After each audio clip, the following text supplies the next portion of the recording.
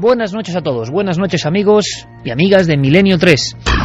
Una pregunta en nuestra encuesta que es el inicio lógico y perfecto de esta noche tan diferente, tan especial, tan de conspiración. Fijaos, a bocajarro, ¿creéis que existen inventos beneficiosos para el género humano que han sido ocultados malévolamente por el poder?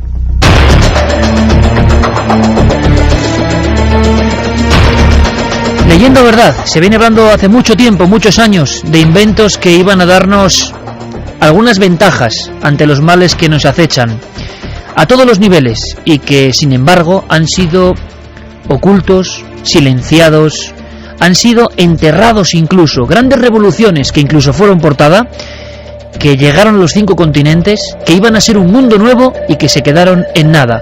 ¿Qué hay detrás? Esta noche intentamos llegar a una respuesta.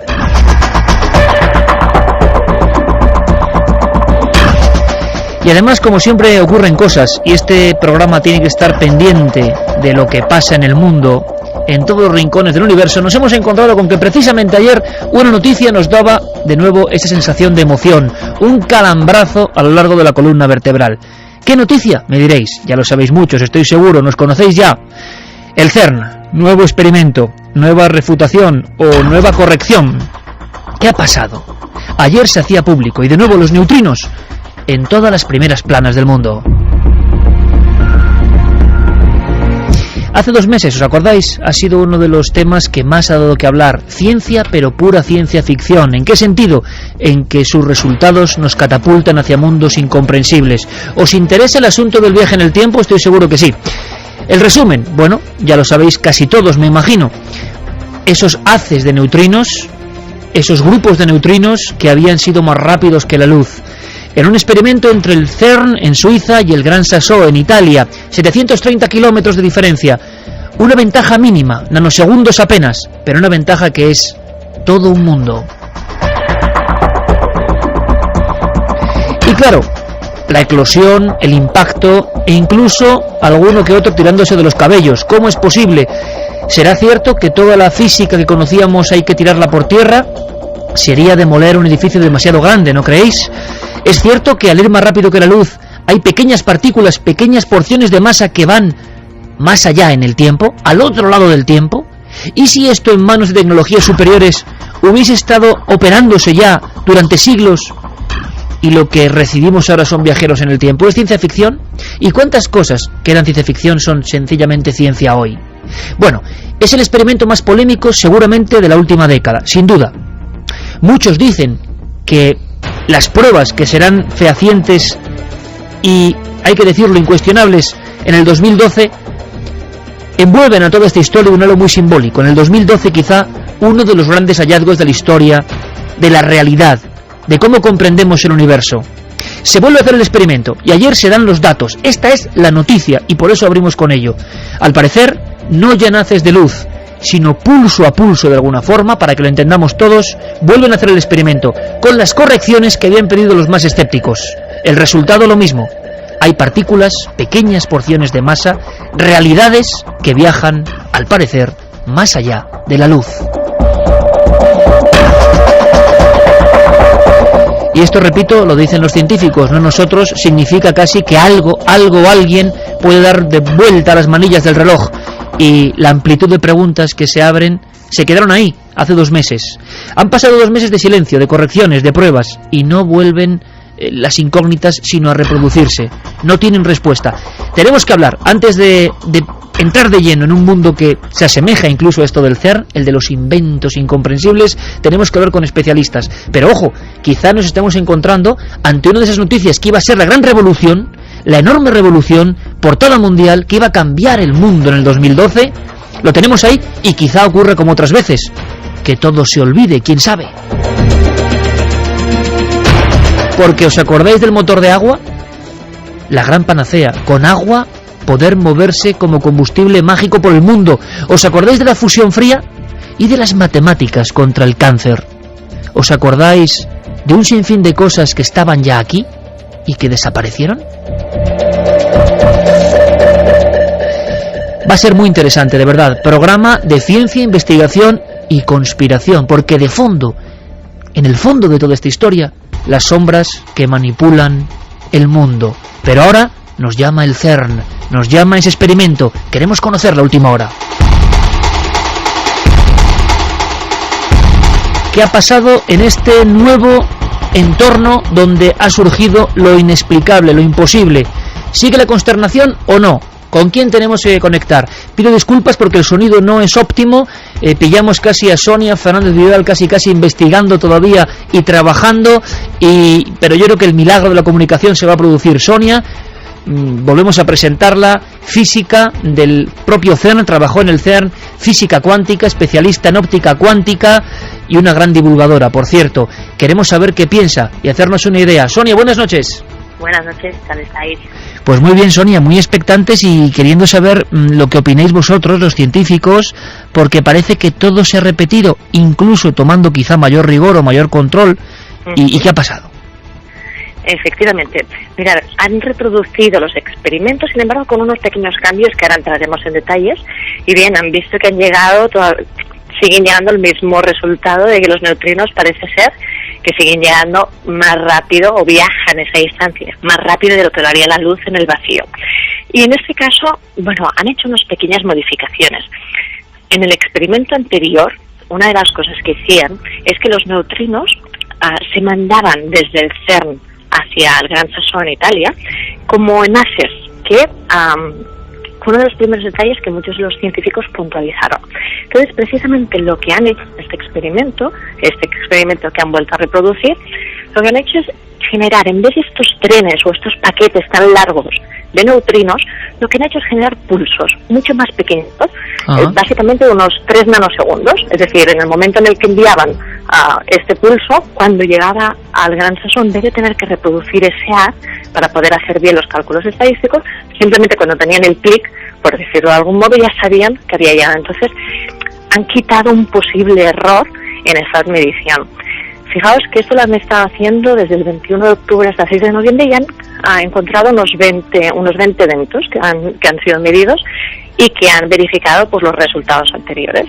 ¿Y qué significa esto de cara a ti, a tus colegas? Sonia, ¿qué pensáis? ¿Qué se cuece? ¿Qué se dice?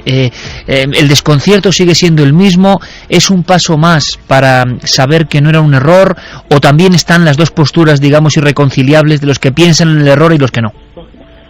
Bueno, todavía sigue todo bastante en el aire. Es decir, gracias a estos experimentos, o esta rectificación en este experimento, lo que sí que se ha conseguido es quitar una de las dudas o una de las posibles fuentes de error. Claro, en el momento en el que la comunidad científica pueda reproducir también en otros laboratorios estas medidas, será cuando se pueda empezar a sacar de dudas, o al menos cuando podremos empezar a ver la luz, y nunca mejor dicho, en todo esto. ¿Ha sorprendido, Sonia, a los colegas, a los que tú conoces, a los científicos, este nuevo dato? ¿Se esperaba que en este error, digamos, estuviese la incógnita que no encajaba y que todo volviese a la normalidad, o no? Bueno, es uno de los primeros errores que se puntualizó y el más fácil, o más rápido, no el más fácil, pero sí el más rápido de poder modificar el experimento actual que hay en ópera. Aún así, los escépticos todavía siguen con todos sus argumentos para poder decir que pueden seguir habiendo errores. Eso lo más fácil será cuando se pueda reproducir en otros laboratorios, porque todo el montaje será completamente diferente, pero bueno, el mismo equipo de ópera está cambiando muchas cosas y verificando muchas cosas para poder dar a la luz o ir quitando los posibles errores que se han ido proponiendo. Interiormente, en tu caso, como científica, como divulgadora, ¿ha variado algo respecto a esas primeras noticias que dábamos hace un tiempo sobre lo que había pasado con los neutrinos? ¿Ha cambiado algo en tu parecer personal? Esto ya es pura opinión, ¿eh? La verdad es que ni para bien ni para mal. Yo estoy muy expectante también de ver cuáles son los resultados definitivos.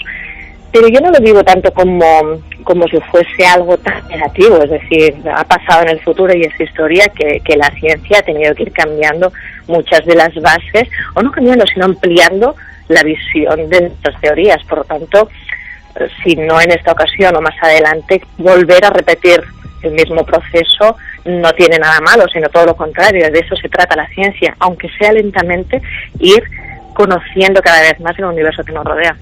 Sonia, pues muchísimas gracias por contarnos las cosas, por hacerlas asequibles a todo el mundo que queda siempre muy alejado del tema de la ciencia y más de la física cuántica y de estos experimentos, pero que hemos detectado no neutrinos, sino que hay un gran interés, un interés enorme por estas cuestiones. Un abrazo muy fuerte, muchas gracias, lo seguiremos contando. Un abrazo muy fuerte. Milenio 3. Detrás del misterio. En busca de una respuesta. Cadenas.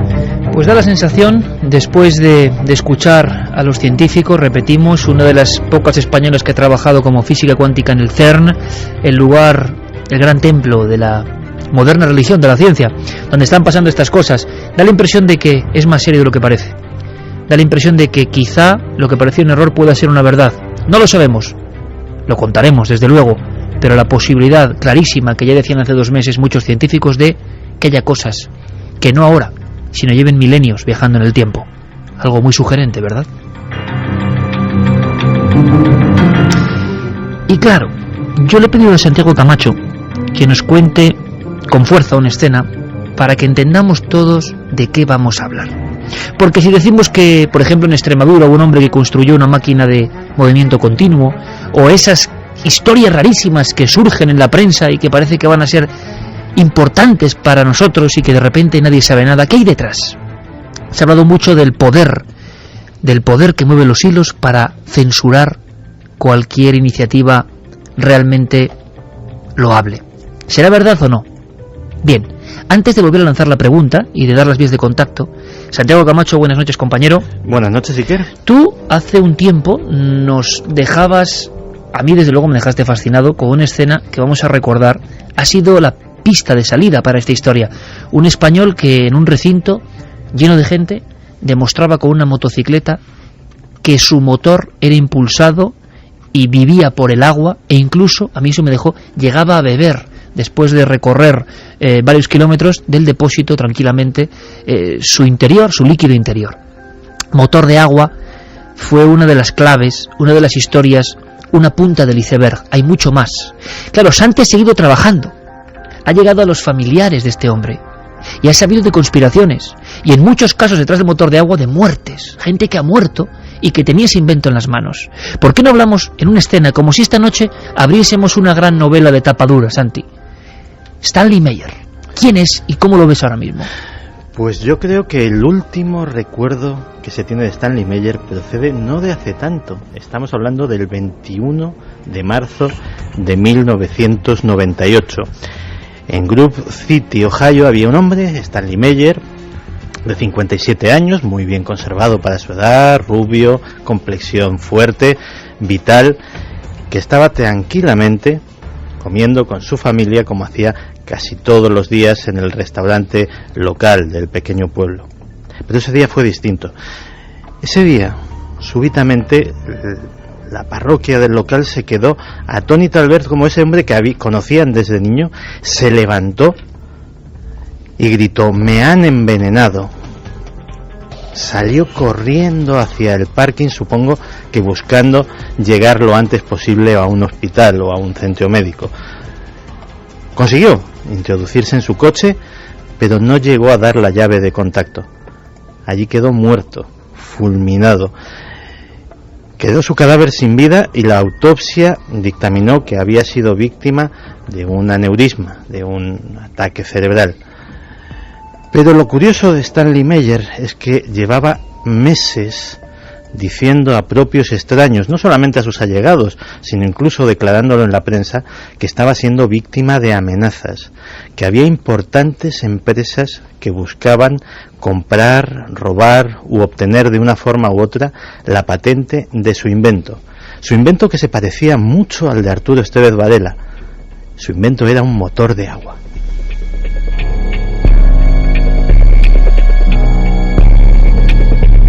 No es una novela de ficción, no es un thriller al estilo Dan Brown, aunque podría, ¿verdad?, ser un inicio perfecto de esos que te dejan enganchados. Un hombre en un restaurante, Estados Unidos, me han envenenado. De alguna forma en su DNI, inventor, ingeniero inventor, y el motor de agua de fondo.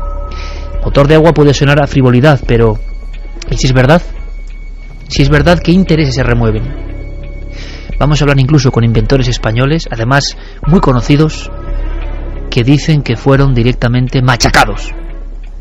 Y ellos solo tenían una intención, por lo que cuentan, y yo les creo: beneficiar a la humanidad. El tema es tan grave y tan interesante y tan de crónica negra o crónica conspiranoica que lanzamos no solo la pregunta, sino todas las vías de contacto desde ya, por si sabéis algo o recordáis alguno de estos inventos que pudieron cambiar el mundo y no lo consiguieron. Buenas noches, Carmen. Buenas madrugadas, Iker. Vamos allá. Pues vamos primero con la pregunta. Ya pueden votar en ikerjimenez.com, el debate de la semana en Milenio 3. Bueno, estoy viendo una barrita absolutamente casi llegando al tope. Totalmente. O sea, Santiago, nunca he visto eso, en las encuestas de Milenio 3. La pregunta es, ¿crees que el poder ha ocultado inventos que pueden ser beneficiosos para la humanidad?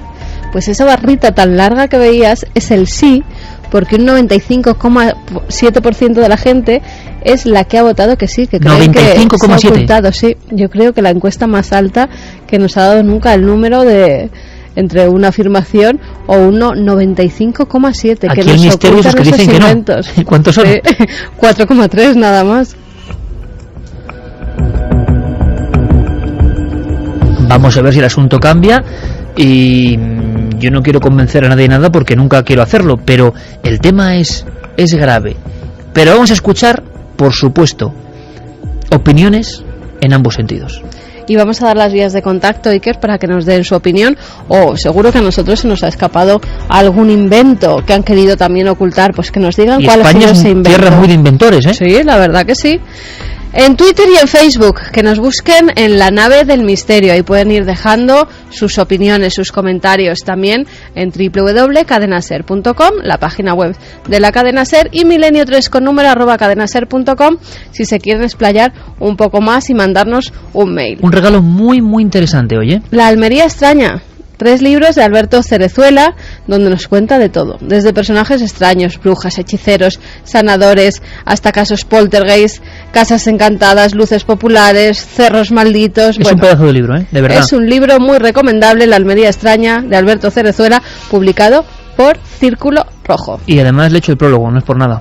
Bueno. Eso le quita valor, Pero bueno, Alberto, uno de sus compañeros muy jóvenes, uno de sus cronistas de la España mágica, y nosotros potenciamos, de los que aún se patean los sitios. Sí, queremos dar aire, insuflar viento en sus velas para que siga esa especie de navegación hacia la búsqueda, y que la gente, y está pasando en muchas provincias, y cómo nos alegra, estén sacando a flote un montón de misterios. La Almería extraña, 3 ejemplares recién sacados del horno literario para vosotros esta noche, de inventos de alguna forma estrangulados antes de tiempo. Porque la historia, Santi, empezaba en España. Este caso de Estados Unidos, de Stanley Meyer, en el fondo, como decimos, era el colofón de una serie de historias que venían muy atrás en el tiempo. Y ahí un español tuvo una importancia clave. Quizá muchos amigos se perdieron tu sección de conspiración el día que tan gráficamente, como tú sueles hacer, contaste la escena de la moto. ¿Me la puedes recordar aunque sea en un minuto? Porque seguramente yo la he contado mal, pero era algo así, ¿verdad? Sí, estábamos, el 29 de abril de 1971, ni más ni menos que en la Plaza de España de Sevilla. Allí, ante un público multitudinario, un hombre, un señor ingeniero, Arturo Estevez Varela, estamos a principios de los años 70 y tiene pues su chaqueta de cuadritos típica de la época, su bigote fino, peinado con gomina, aunque ya tiene una más que evidente alopecia, es un hombre de cierta edad, pero con ese aspecto de los profesores, de los ingenieros de aquella época, de aquellas últimas etapas del franquismo. Era un hombre serio. Ese hombre serio, que no tenía nada de charlatán de feria ni de artista ambulante en absoluto, estaba con 2 elementos delante de esa audiencia de centenares, posiblemente miles de personas, que parecía que no casaban muy bien. Eran un ciclomotor con un extraño aditamento y un botijo. en una de las fuentes que había en el parque, en la Plaza de España, llena el botijo a la vista de todo el mundo. Lo llena él directamente, Sí. Eso no lo recordaba yo, Santi. Coge su botijo y, con estilo propio de un hombre extremeño que ha bebido de botijo mucho, pues se da un buen trago para que lo vea todo el mundo, y inmediatamente después vacía el contenido del botijo en el depósito de ese ciclomotor. Le da una vuelta de pedal, 2 vueltas de pedal, 3 vueltas de pedal, y ante los atónitos ojos de toda la concurrencia, aquello arranca. Se sube encima y se da unas cuantas vueltas ante los aplausos y los vítores de la concurrencia, porque aquel ciclomotor no llevaba absolutamente ni una gota de gasolina en su mecanismo. Estaba alimentado exclusivamente por agua.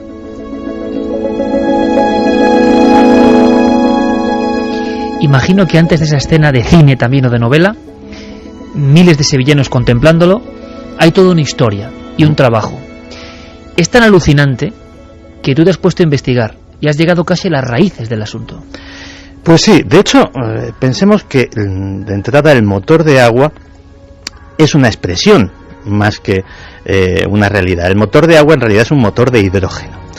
Hay motores de hidrógeno, de hecho por las calles de Madrid circulan autobuses que funcionan con este gas, pero el motor de agua tiene una ventaja, y es la siguiente: el depósito de combustible lleva el agua mediante la cual se va a extraer ese hidrógeno. Es decir, no hay que llevar los tanques de hidrógeno altamente inflamable, peligrosos potencialmente, ciertamente no caro pero tampoco barato de conseguir, sino que todo el proceso de esta acción se hace en el interior de la maquinaria sin ningún peligro. Es decir, en caso de accidente no hay incendio, no hay absolutamente ningún tipo de peligro, porque lo único que se hace es un charco grande. Es decir, no hay esas explosiones que vemos en las películas cuando un coche se despeña por un precipicio, etcétera, etcétera.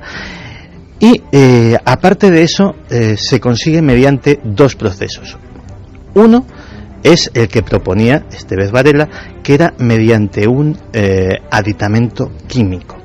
Él tenía una fórmula. De hecho, el elemento secreto era... Hay también en esta historia fórmula secreta. Sí, hay algo que unos polvos, unas pequeñas rocas, que él no se lo ocultaba a nadie. Decía en esas demostraciones: este es el ingrediente secreto, y echaba 2 o 3 pequeñas canicas de ese tamaño más o menos en el depósito, y se suponía que era un catalizador que provocaba esa electrólisis y separaba el agua en sus componentes, hidrógeno y oxígeno. Producía el milagro. Efectivamente.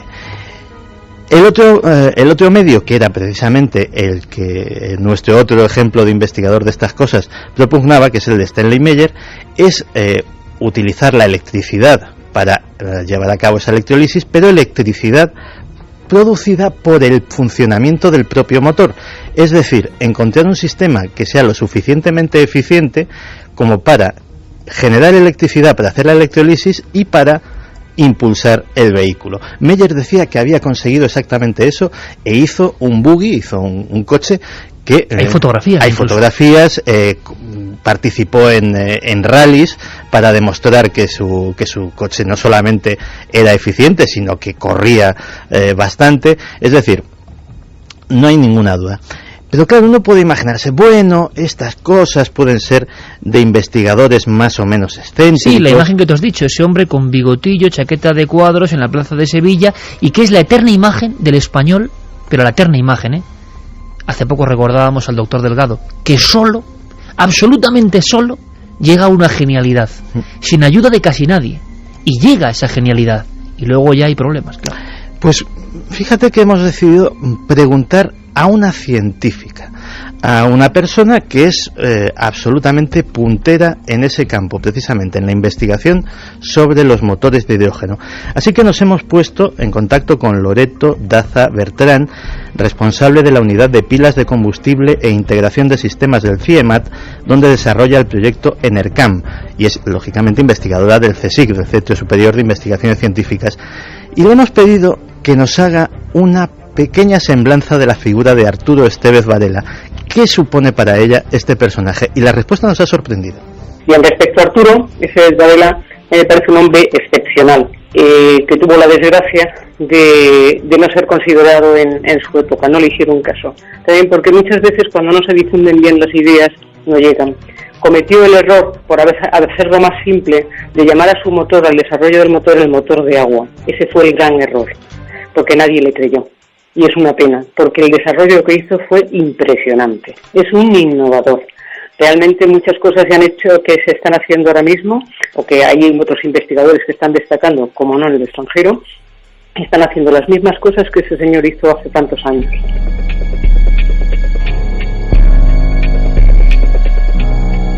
Una y 57 minutos. Esto, por supuesto, es Milenio 3 en la cadena SER, con Noel Calero en estas músicas, en este ambiente. Tan de película, ¿verdad? Tan real. Con Fermín Agustí, Carlos Largo. Y todo el equipo dispuestos a contaros muchas cosas. En breve pasará por aquí proyectando, en su viejo cine, nuestro amigo Javier Pérez Campos. Y nos hablará de sonambulismo.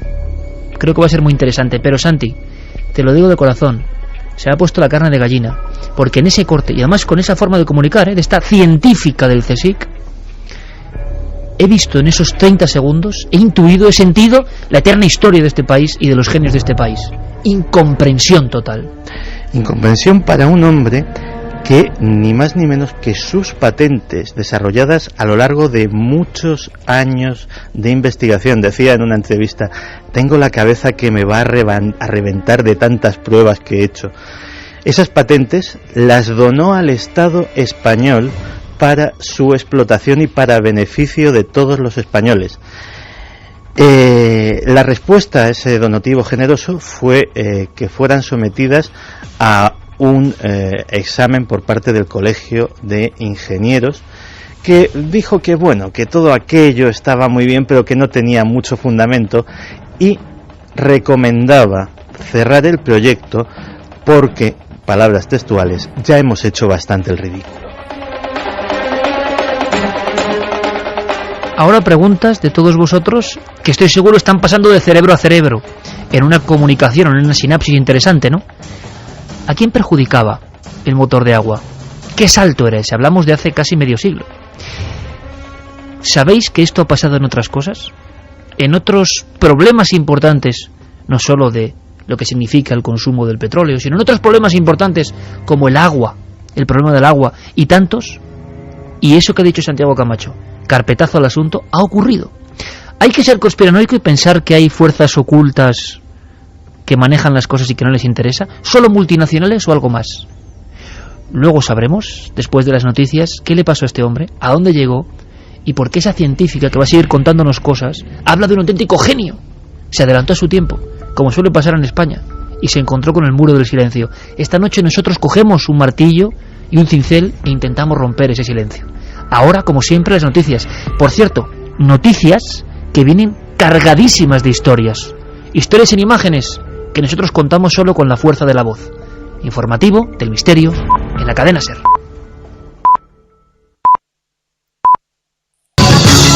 La primera noticia de la semana nos lleva hasta Don Benito, en Badajoz, donde hace unos días se producía la profanación de su camposanto.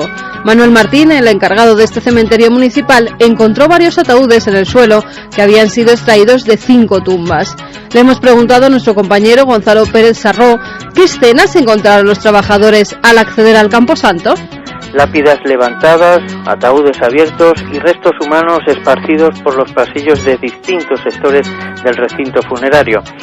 De los 5 emplazamientos violentados, uno era un nicho que no contenía ataúd. Los otros 4 correspondían a 3 mujeres y un hombre. La manera de actuar de los autores es delicada, fue una forma especializada, y la manipulación de los cadáveres también apunta a que eran profesionales. La policía ha abierto una investigación y por el momento no se descarta ninguna hipótesis, pero la que cobra más fuerza es la del robo. Y viajamos hasta Mongolia, donde se ha encontrado un nido con los restos fósiles de 15 crías de dinosaurio. Al parecer, los animales quedaron enterrados tras un derrumbamiento de tierra cuando aún estaban vivos. Según los paleontólogos que han realizado el hallazgo, se trata de Protoceratops y hasta el momento no se ha asociado a otra especie de dinosaurio que vigile y custodie 15 crías en su refugio de la manera en la que se han encontrado estos restos. Y pasamos de la más remota antigüedad al futuro, porque un profesor de Harvard ha asegurado que la vida extraterrestre será descubierta en los próximos 10 años. Según el experto, un planeta similar a la Tierra será detectado en el universo en menos de un año y este podría contener combinaciones químicas y biológicas que se aproximan a lo que llamamos Tierra. Dimitar Saselov nos habla de su teoría. Las principales cuestiones con las que estamos tratando hacen referencia a la frecuencia con la que se puede encontrar afuera planetas como la Tierra que podrían sostener vida. Lo que nos lleva a la vieja pregunta de si estamos solos. Una mañana nos despertamos con una visión de nuestro mundo y de lo que somos totalmente diferente, y eso pasará en el siglo XXI, probablemente su primera mitad y no en más de 10 años. Pero ahora mismo, ¿qué objetos podrían albergar vida? Alberto Jiménez, director del Observatorio Castillo de Borovia, nos contesta esta pregunta. Ahora mismo hay 4 objetos del propio sistema solar que son candidatos para albergar vida. Estos cuerpos son Marte, Europa, que es un satélite de Júpiter, y Titania y Encelado, que son satélites de Saturno. Y acabamos en Perú, donde se ha dado a conocer una momia de unos 50 centímetros de estatura, cabeza triangular, grandes cavidades oculares y prominentes molares. El cuerpo, que mantiene la posición fetal, fue hallado en Cerro Viracochan, cubierto con mantas. Según los descubridores, los huesos de las costillas y extremidades inferiores son muy finos y además tiene la fontanela abierta. Los medios de comunicación ya hablan de que esta momia no tiene características humanas. Nosotros nos hemos puesto en contacto con el antropólogo de la Universidad de Granada, Miguel Botella, para que nos dé su punto de vista. La momia me parece parcialmente momificado, porque en realidad es un esqueleto con algunas porciones de parte blanda. Me parece que es un niño como mínimo entre 2 y 3 años, y es un niño en realidad, no es un niño después del parto, nacido, con molares ya salidos, y la estatura esa que dice, la talla, es de 50 centímetros, pero naturalmente 50 centímetros en posición flexionada, es decir, que está en posición fetal. Ese niño era más grande. No veo ningún rasgo especialmente complicado para que se trate de otra cosa que en un niño normal. La semana que viene muchos más descubrimientos, aquí en Noticias del Misterio. Milenio 3, Cadena SER.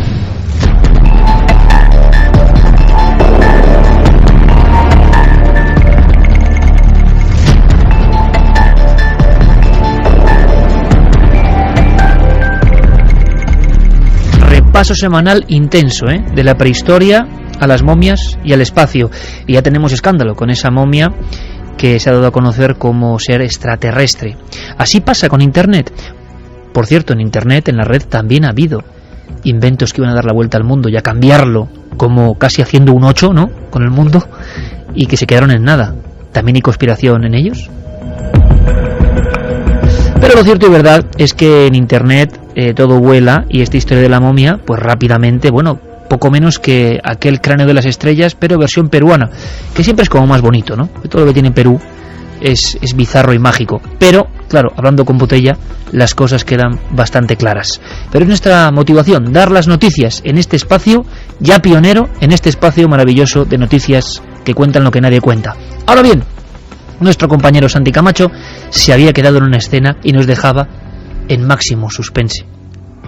Un genio, solo, motor de agua, funciona y nadie le hace ni caso. Prosigue tu investigación, compañero Santi, hasta el punto de que, claro, quedan familiares de esta persona, de este genio olvidado.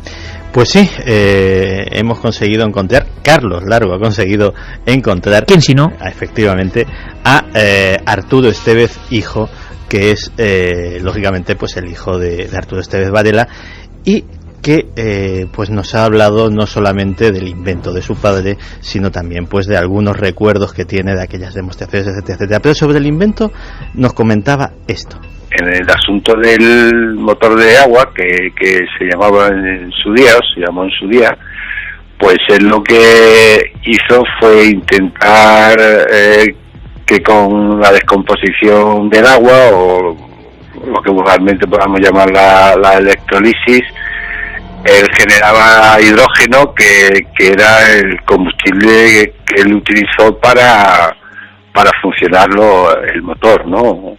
Y en definitiva un poco eso es lo que en su día el trato de sacar adelante en plan un poco artesano, llamémoslo así, ¿no? Porque bueno, él hacía sus cosas, sus depósitos manualmente, o sea, no tenía medios, digamos, tecnológicos, por decirlo de alguna forma, que podría haber, sino era todo tan rudimentario, ¿no? El hijo del inventor del motor de agua español, y en su declaración ya rápidamente vemos todo un mundo, ¿verdad, Santi? Sin financiación, con un esfuerzo tremendo, pero ¿con qué inteligencia? ¿Con qué inteligencia para llegar a algo que ahora están trabajando en Estados Unidos, en Japón? ¿Con qué inteligencia? Pues fíjate que nos contaba Arturo Estevez que su padre trabajaba en el garaje de su casa con herramientas absolutamente compradas en ferretería. ¿Y qué vocación, Santi? Con todo el mundo en contra, ¿eh? Pero invirtiendo los ahorros de la familia, recorriendo 30.000 kilómetros, no solamente por España, sino por Europa, no solamente para probar su motor, sino también para localizar los depósitos de ese material, de ese ingrediente secreto, si era una cuestión utópica, porque se supone, los científicos sospechan que se trataba de boro, pero él siempre lo negó y dijo que se trataba de otra cosa que era inédita y que él había localizado. Él quería saber si en Europa había disponibilidad suficiente para que el invento fuera no solamente viable, sino sumamente asequible. ¿Me quieres decir, Santi, que nunca se ha descubierto la pieza secreta, la fórmula de esta historia? Ya te digo que el mayor sospechoso es el boro, pero el boro actualmente tiene una pega, que es que su extracción encarecería bastante el proceso y bueno, dejaría este agua no tan gratis, sino en un precio muy cercano al de la mismísima gasolina. Pero claro, eso choca con esas declaraciones de Arturo Estevez, que decía que no, que aquello funcionaba con una fracción del coste de lo que sería la gasolina y a un precio absolutamente equiparable, si no gratis, pero vamos, prácticamente. Pues tenemos a este hombre y a su hijo, que lo veía trabajando en ese taller, insisto, con soldador, con martillo, haciéndose sus propias piezas de precisión. Y este hijo, Arturo Estevez, que le acompañaba también a las decenas de demostraciones que hizo en plazas, en pueblos. Que no solo fue una vez en Sevilla. Hizo aquella de Sevilla, que fue la más multitudinaria, pero desde en su propio pueblo en Extremadura hasta delante del mismísimo general Franco, él hizo demostraciones por toda España. Y Arturo Estevez tiene un buen recuerdo de aquellas exhibiciones. Él hizo pruebas con una moto, hizo pruebas con un coche. Y bueno, yo lo que sí te puedo decir, porque eso sí lo viví yo y lo presencié yo, fue la moto que funcionaba, que estuvo andando durante un tiempo y hizo pruebas en la Plaza de España.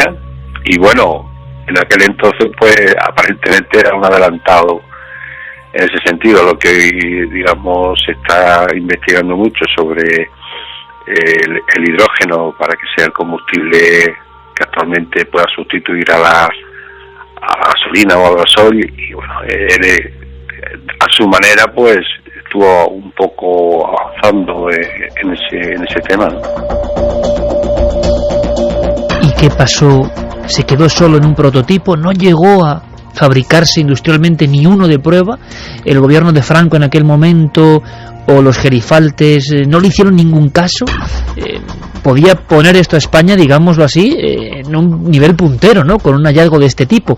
Yo no sé qué pasó, pero estoy deseoso de volver a escuchar a nuestra amiga la científica. Pues sí, porque precisamente Loreto Daza tiene algo que decir sobre estas exhibiciones, y ella cree que a lo mejor tuvieron parte de la culpa de que no se le tomara tan en serio, o tal vez demasiado en serio, y su trabajo acabara malogrado.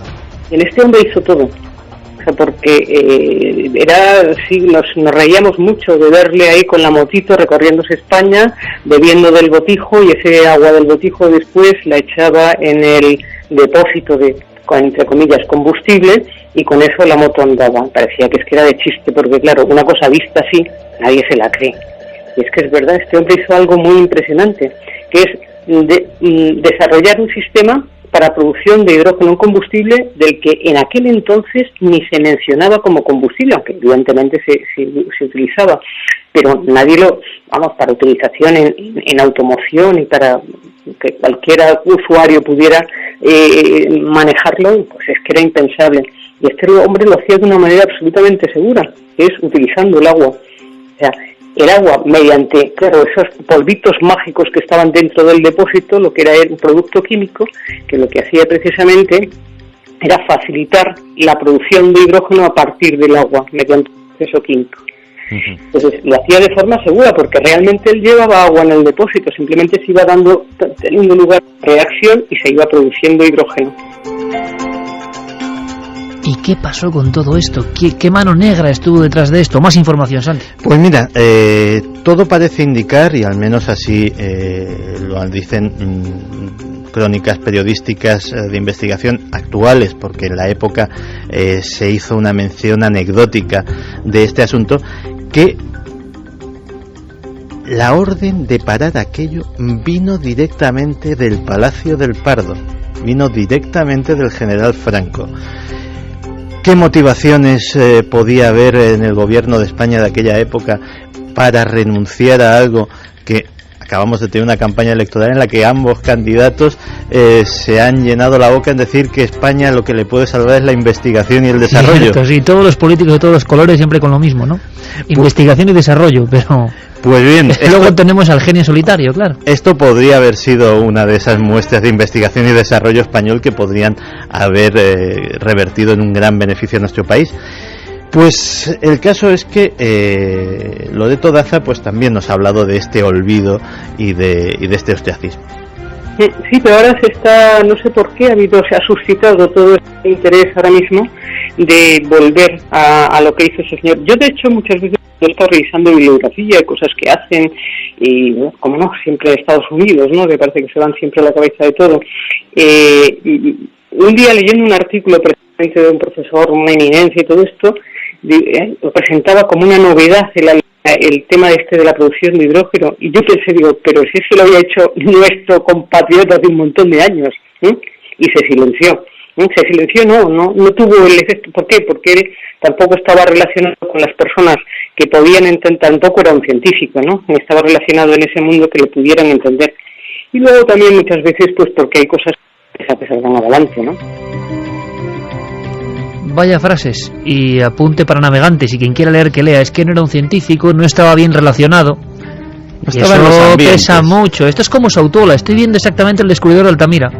Le rompieron la crisma, poco menos, claro. Descubrió el gran arte antiguo y no era historiador ni arqueólogo. Sí, de hecho, Arturo Estevez hijo, pues también nos habla de la decepción que vivió su padre.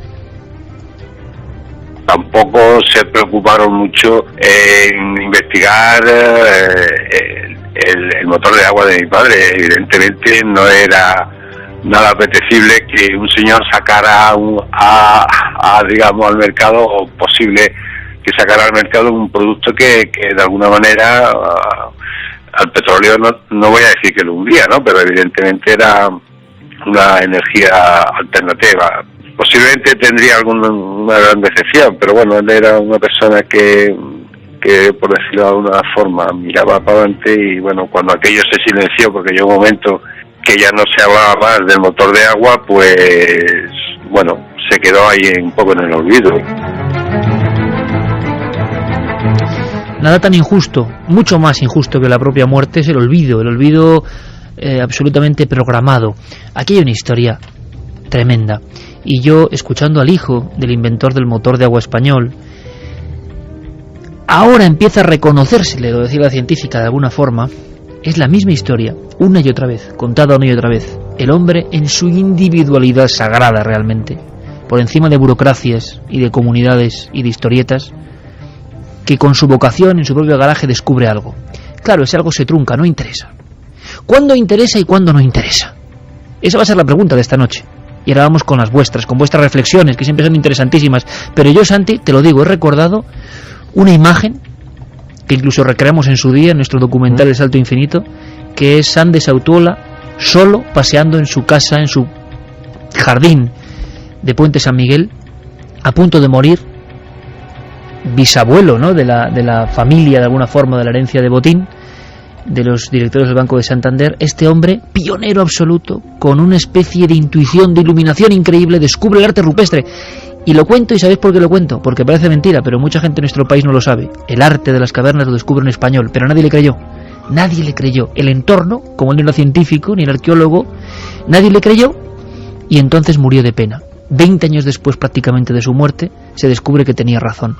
Quizá pase lo mismo con este hombre. Pues mira, 40 años después de esta exhibición en la Plaza de España de Sevilla, no solamente hay una investigadora valiente y apasionada por la imagen y las palabras que transmite, como es lo de Todaza, sino que esa herencia está siendo recogida en sitios tan dispares como la Universidad de Minnesota o el Instituto de Ciencia Weizmann de Israel, donde están retomando, están mirando esas filmaciones, están revisando esas patentes para ver qué se puede aprovechar y exactamente qué línea de investigación era esa.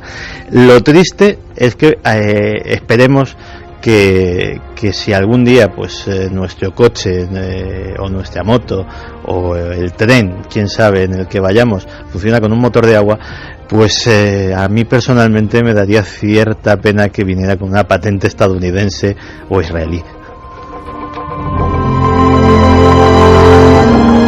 Lo que pasa que muchas veces son precisamente, por ejemplo, los estadounidenses los que dicen: hey, vamos a trabajar en esto, y nadie lo hace. Ejemplo, el doctor Rodríguez Delgado, la historia del control físico de la mente, la Universidad de Yale, quien se lo lleva allí, pero aquí no le hacían ni caso a nadie. Vamos a ver, ¿qué pasó con Meyer? Es decir, se descubrió algo en torno a su muerte. Empezábamos esta noche con una escena, ese restaurante, me han envenenado, autor de un motor de agua, año 98. ¿Hemos sabido algo? Pues mira, este autor de este otro concepto de motor de agua, porque curiosamente habían llegado a la misma conclusión y al mismo desarrollo a través de dos caminos absolutamente diferentes, pues se supo en su autopsia que, había sido víctima de un presunto accidente cerebral, aunque nadie se lo creyó, y el pánico entre sus colaboradores fue tal que, ni más ni menos, ese coche que se puede ver en esos documentales, el famoso buggy, ha desaparecido. Está escondido. Sus antiguos colaboradores están prácticamente desaparecidos, dedicándose a cualquier otra cosa. Estamos hablando de un hombre que algunas revistas estadounidenses lo calificaron como el mejor inventor después de... 2 y 20 minutos. Historias de inventos que no llegaron a más. Bueno, una cosa más, sí. Nuestro compañero José Manuel Nieves nos va a hablar enseguida de algo sorprendente, de por qué él cree que no hay ningún tipo de conspiración. ¿Os imagináis a Jack Nicholson siendo un poco abanderado de todo esto? Cuéntanos, vamos a escucharlo y nos lo cuenta, Santi, por favor. Sí, vamos a escucharnos, toda esta historia, esta bizarrez ha continuado. Esta escena vamos a desintoxicar un poco. Sí, cuenta un poco. Vamos a imaginarnos, pues también por esos mismos años, principios de los 70, a Jack Nicholson convocando una rueda de prensa. Está convocando una rueda de prensa para presentar una de sus últimas películas. Va a presentar a los periodistas su nuevo coche, su nuevo y flamante... Pero coche personal. Coche personal, con el que va y viene un Chevrolet, además de aire ciertamente deportivo, y que, para pasmo de los periodistas, afirma que va con motor de hidrógeno. Les abre el capó y les dice que él es un ferviente defensor de esa tecnología Y como culmen de su demostración, casi haciendo homenaje al botijo de Esteve Varela, se agacha, Jack Nicholson, repito, pega su rostro al tubo de escape y se levanta sonriente diciendo agua, mientras se limpia las gafas de sol porque se le han quedado empañadas por el vapor de agua que sale del tubo de escape. Todos los periodistas alucinan con esta escena. Revolutionize suicide. Instead of carbon monoxide poisoning, you'll just get a steam bath. Water. Agua. Y realmente la misma expectación, pero claro, era Jack Nicholson en Estados Unidos y tuvo hasta... Pero bueno, tuvo no, porque aquello también se frenó. Sí. El amigo Jack dejó de hablar de eso de inmediato. Sí, la verdad es que esos apoyos públicos a la tecnología del hidrógeno, en un momento dado en el que era muy peligroso que se hablase de energías alternativas porque estábamos en plena crisis del petróleo. En ese momento alguien sí se lo podía tomar en serio. Hasta ese momento el petróleo era absolutamente el rey, no cabía ningún tipo de duda y no se pensaba en ninguna otra energía en sustituirlo. Pero justo a principios de los 70, cuando se desata en el 73... Y con un icono del cine como este. Efectivamente, una crisis... la segunda, después de esta que estamos viviendo, crisis económica más importante que ha habido en los últimos 100 años, causada precisamente por el aumento del precio del petróleo, pues la gente dijo... Bueno, ¿y por qué tenemos que depender del petróleo? ¿Por qué no se puede utilizar hidrógeno, por ejemplo, o cualquier otra cosa como combustible? Entonces, en ese momento sí que las industrias petrolíferas se sintieron un poco amenazadas y sí que hubo grandes presiones para que se dejase de hablar de esto. Claro, uno puede pensar... Todo esto es como muy conspiranoico, hablar de grandes presiones, de industrias interesadas, de tecnologías retiradas... Voy a poner un ejemplo de hasta dónde se puede llegar cuando se habla de estos temas. En los años 20, en Estados Unidos, prácticamente todas las grandes ciudades tenían un sistema de tranvías. Era el medio de comunicación de moda, era el sistema de transporte urbano por excelencia. Había tranvías de diseños absolutamente futuristas. No pensemos solamente en los tranvías estos típicos de San Francisco, con un aspecto pues así como de cosa antigua, ¿no? Incluso los había muy aerodinámicos. La General Motors fue ciudad por ciudad comprando todas las líneas de tranvía. Y uno dirá, bueno, pues vio un negocio, quiso explotarlo. No, inmediatamente después de comprar la línea, la desmantelaba. ¿Para qué? Para sustituirlas por líneas de autobuses fabricados por ellos y, sobre todo, para darle a la gente el mensaje de por tranvía no vas a ir, cómprate un coche. Transporte, consumo, es que hay cosas mucho más peligrosas. Sanidad. La eterna conspiración, los inventos que no llegaron a ningún lado. ¿Y cuáles son los vuestros? ¿Qué recordáis? ¿Qué opináis? Por cierto, si también queréis opinar de la historia del CERN, vía abierta. Una cosa antes nada más. José Manuel Nieves, director de Ciencia y Tecnología de ABC, muy atento a estas historias, y él para poner el contrapunto, claro que sí. Le preguntábamos, José Manuel, como periodista científico, todo esto, por ejemplo, el motor de agua, aquellas ecuaciones contra el cáncer, es que no sé si os acordáis, fueron portada y se olvidó, la fusión fría, las máquinas de movimiento perpetuo, ¿todo esto es una charlatanería o hay algo de verdad? Esto contaba José Manuel. No creo que un invento que realmente sea un adelanto, que realmente sea un avance en cualquier campo, se pueda rechazar, o se pueda ocultar, o se pueda silenciar. Sí es verdad que hay intereses comerciales muchas veces de grandes corporaciones que retrasan las cosas o que las intentan disfrazar, pero es algo que al final termina saliendo y tenemos muchas pruebas de que esto es así. 2:25, ¿estáis de acuerdo? ¿No estáis de acuerdo? Os escuchamos. ¿Cómo seguir esa encuesta donde la desproporción es brutal? Pues sigue siendo una desproporción brutal. Más brutal. Decías, sí. ¿Crees que el poder ha ocultado inventos que pueden ser beneficiosos para la humanidad? Pueden seguir votando en ikerjimenez.com en el debate de la semana. Y la gente sí que cree que los poderes han ocultado esos inventos, un 96,6%. 96,6%. Jamás en nuestra historia hemos tenido una balanza tan desequilibrada. Ojo, una cosa muy importante, aparte de esos 3 libros de la Almería extraña. Abrimos ya en nuestras redes sociales, Twitter, Facebook, Google Plus, ¿se dice Google Plus? Sí. Google Más, no sé. En todo lo que tiene nuestro maestro Guillermo León, que Guillermo León es un poco como el hombre del botijo y el motor, pero llevado a Internet. Bueno, pues importante, porque hay una encuesta para cuarto milenio importantísima sobre la llegada del hombre a la Luna. Vamos a debatirlo en plan conspiración. Va a ser otro de esos debates clave. Otro de los debates clave. ¿Son reales los documentos de la llegada del hombre a la Luna? Y podéis participar también. Pues sí, Iker, pueden participar en la misma página, en ikerjimenez.com. Está la encuesta del siglo XXI de cuarto milenio. ¿Son verdaderas las imágenes de la llegada del hombre a la Luna? Es tan fácil como votar sí o no. Y yo os digo, sí o no. Inventos, parece que sí, por lo que decís, pero ¿estáis seguros? Mira, Alvarito nos dice que en Andalucía hay 203 vehículos que andan con hidrógeno.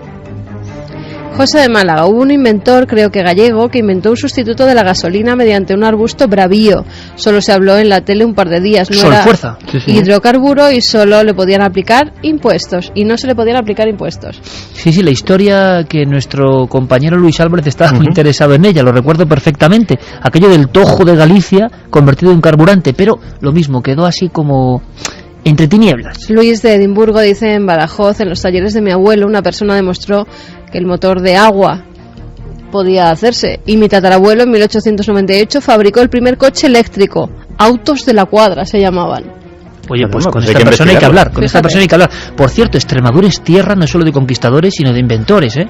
Hay muchos, en la zona de las Urdes había muchos. María Laura Madero dice: hola, soy de Maldonado, Uruguay. Acá hay un ingeniero que tiene un auto y una moto a aire comprimido y no consigue fondos económicos ni apoyo. Inclusive le prendieron fuego a su apartamento. Por cierto, en Córdoba, Argentina, también hubo otro inventor de motor de agua. Estoy investigando el tema para ampliar. Le prendieron fuego al apartamento del autor. Es decir, siempre hay la sensación de que hay un poder, leyenda o no, si le han quemado el apartamento, parece que no quiere que esto salga. Aunque Miguel es muy burdo también. Regidor dice: el motor de aire, os recomiendo que lo sigáis. Es un posible ejemplo del motor de agua, una muerte en directo. Ánimos. Hacker Now dice: interesantísimo tema de hoy, muchas gracias. Estudié ciencias medioambientales en Estados Unidos y en una de las asignaturas trabajamos y leímos muy seriamente sobre el tema del motor eléctrico para coches de Faraday y Sprague, que fue perseguido, acallado y desaparecido del mercado a causa de los millonarios intereses de las multinacionales petrolíferas que tenemos hoy en día. El descubrimiento del motor eléctrico se remonta a periodos anteriores a la Segunda Guerra Mundial. Y atentos hablando de electricidad, ahora lo que va a contar Santi, como él sabe, la historia de Tesla, nombre para el misterio. Por cierto, que ha salido una biografía, Yo y la energía, de Tesla, que está ahora a la venta, pero es que Tesla inventó un sistema de alguna forma inalámbrico y podríamos hablar casi de un sistema wifi, pero hace casi un siglo o más. ¿Y qué pasó con eso? Ahora lo contamos. Victoria desde Montevideo dice: hace mucho tiempo en Uruguay también salió en la tele un señor que había inventado un motor con combustible alternativo. Sucedió que comentó que le habían ofrecido $1 millón para que no lo llevara a cabo. Grandes multinacionales ofreciendo pagando dinero para que no salga. Para que no se haga. Sí. Si yo fuese jeque, magnate del petróleo, tampoco os enteraríais del motor de agua, nos dice otro oyente. Esto está muy metido en el tema de compañías que, repito, leyenda o no, yo no lo puedo saber, pagan para que eso se retire del mercado. Y hay algunos casos muy sorprendentes, incluso en el ámbito, por ejemplo, Santi, hasta de la medicina. Sí, de hecho, hay una técnica que la conocerán muy bien pues nuestros amigos que se dedican a la fisioterapia y a este tipo de cosas, que se llama el TENS, que es básicamente, para explicarlo de una forma muy sencilla, es un analgésico pero eléctrico, es decir, mediante la estimulación eléctrica, la estimulación transdermal, mediante unos electrodos y unos aparatitos especialmente diseñados para eso, que emiten las ondas precisas, se elimina el dolor. Pues un importante laboratorio que tenía un importante analgésico en el mercado se dedicó a ir comprando las principales empresas desarrolladoras de este sistema y irles cortando los fondos poquito a poco, despidiendo a la gente, restringiendo todo lo posible hasta que las empresas quedaban prácticamente desmanteladas. Hubo una demanda por parte de una de estas empresas y lo realmente curioso y lo realmente inédito en este tipo de cosas, porque no te creas que siempre suele pasar así, es que la empresa ganó el pleito y el tal laboratorio, la tal empresa química, se vio obligada a pagar la friolera de 150 millones de dólares en concepto de indemnización, porque a pesar de que la empresa era suya, pues bueno, no había criterios ni contables ni empresariales ni absolutamente de ningún tipo que justificasen lo que se había hecho allí, y hubo que resarcir ese daño. Almerita nos decía: el petróleo mueve mucho dinero y no es de extrañar que los hayan matado con el fin de seguir comerciando con el oro negro en vez de utilizar energías más limpias pero menos rentables. Francisco dice que recuerda que Tico Medina hizo un viaje en un SEAT 600 desde Madrid a Cádiz con alguien que inventó un motor de agua en los años 70. Pues yo era un adolescente. Sería Arturo Ester Valera, y además era muy del gran Tico Medina, sí, y muy del gran Yale, Felipe Navarro Yale, muy en el estilo de esos grandes reporteros. Alex desde Gran Canaria dice: eso es como la gasolina de algas que se iba a hacer, no es viable para el nuevo orden mundial. Saludos. Gasolina de algas, es que de verdad yo estoy tan orgulloso de nuestra audiencia, nos dan unas pistas que yo desconozco y ahí hay materia, Fíjate que hay un caso, no tiene nada que ver con la energía, pero esta voracidad a veces por ocultar las cosas, no te creas que es siempre de David contra Goliat. A veces dos grandes gigantes se enzarzan en una de estas porque a una determinada industria no le conviene. Imagínate la industria del tabaco en los años 60. Liggett & Myers es una de las empresas tabaqueras, era y sigue siendo, más importantes del mundo. Tiene marcas emblemáticas que no vamos a publicitar aquí ahora mismo. E inventó en la década de los 60 un componente que se llama el componente XA. El componente XA era un cigarrillo hecho con un tabaco al que se había extraído mediante un proceso químico relativamente complejo pero viable, se le había extraído todos los componentes perjudiciales, cancerígenos y tóxicos. Y eso se quiso hacer público hasta que cayó en los oídos de la competencia, de Philip Morris. Otra gran marca tabaquera que tiene otro número de marcas que tampoco vamos a publicitar aquí. Pues Philip Morris reclamó a Liggett & Myers un acuerdo que tenían todas las compañías tabaqueras, porque claro, no podía publicitar un cigarrillo como que le había quitado los componentes perjudiciales, porque la postura oficial de la industria tabaquera en aquel momento era que no había componentes perjudiciales, que el tabaco no provocaba cáncer, que el tabaco no provocaba ningún tipo de enfermedad, y eso era saltarse el acuerdo.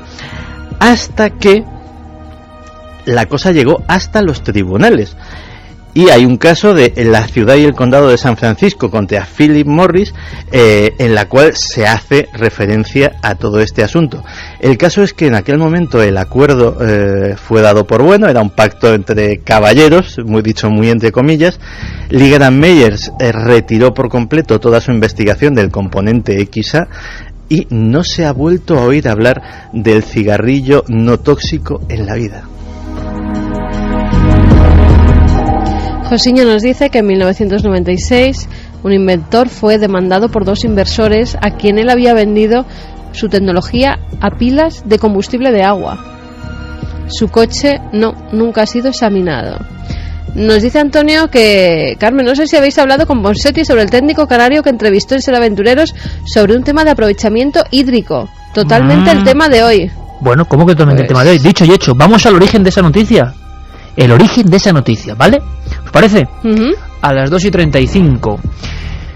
Hay un hombre de éxito brutal, es posiblemente el autor español que más se ha vendido en España y América, Alberto Vázquez Figueroa, aventurero, reportero, periodista, amigo de todo este equipo además, y muy querido por nosotros.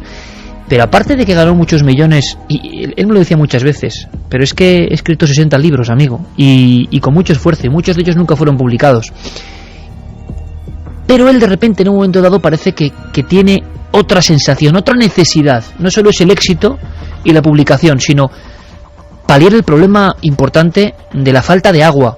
Conseguir agua con incluso tecnología que la extraiga del mar y la convierta en agua barata. Y todo eso empezó además en las Islas Canarias, porque él se fue a vivir estaba viviendo en las Islas Canarias y pensó que era un lugar perfecto para poner en marcha todo eso. Y al parecer con mucha ciencia, con mucha intuición, y se llegó a hablar, ¿verdad?, en la prensa, de el sistema mágico de Alberto Vázquez Figueroa, avalado incluso por el gobierno, para convertir agua barata, que hoy es más necesaria que nunca. Esto empezó hace como unos 20 años, pero hoy sí que se ve que, dicen, las guerras del futuro serán por el agua. Pero es que el sistema de Alberto Vázquez Figueroa podía ir a otros países donde están muriéndose de sed. La historia es increíble, de verdad, tan increíble que nos la tiene que contar él mismo. Es la historia de un reportero y un bestseller mundial que quiere ayudar con inventos y con su creatividad, y que se encuentra con el muro del silencio. Maestro Alberto Vázquez Figueroa, buenas noches. Buenas noches. Alberto, vamos a ver, tú te propusiste un día, hombre de éxito, que has ganado mucho dinero, que has tenido un éxito tremebundo, merecidísimo, pero tú un día dices, me gustaría hacer algo para paliar un problema que ya vislumbrabas hace mucho tiempo, que iba a ser el del agua. ¿Y qué pasó? Bueno, mira, en cierta ocasión el Ministerio de Industria me pidió que diera una conferencia a todos los inventores de España. Había allí, 677 personas. Y yo lo primero que les dije, cuando ustedes inventen algo, no se pregunten a quién beneficia, pregúntense a quién perjudica. Del poder de aquel a quien perjudica dependerá de que el invento salga adelante o no. En el tema del agua, cuando yo saqué aquel sistema y pues inmediatamente me creí que todo el mundo se iba a poner muy contento, iban a tener agua muy barata, toda la que se quisiera, en unos países, sobre todo como España, que tiene grandes problemas. Enseguidamente me enfrenté con un hecho evidente. En España, aunque la gente lo ignora, el 90% del agua está en manos de 4 empresas francesas, no españolas, francesas. Una de las únicas ciudades que queda que el agua no está en manos de empresas francesas es Madrid, canal de Isabel II.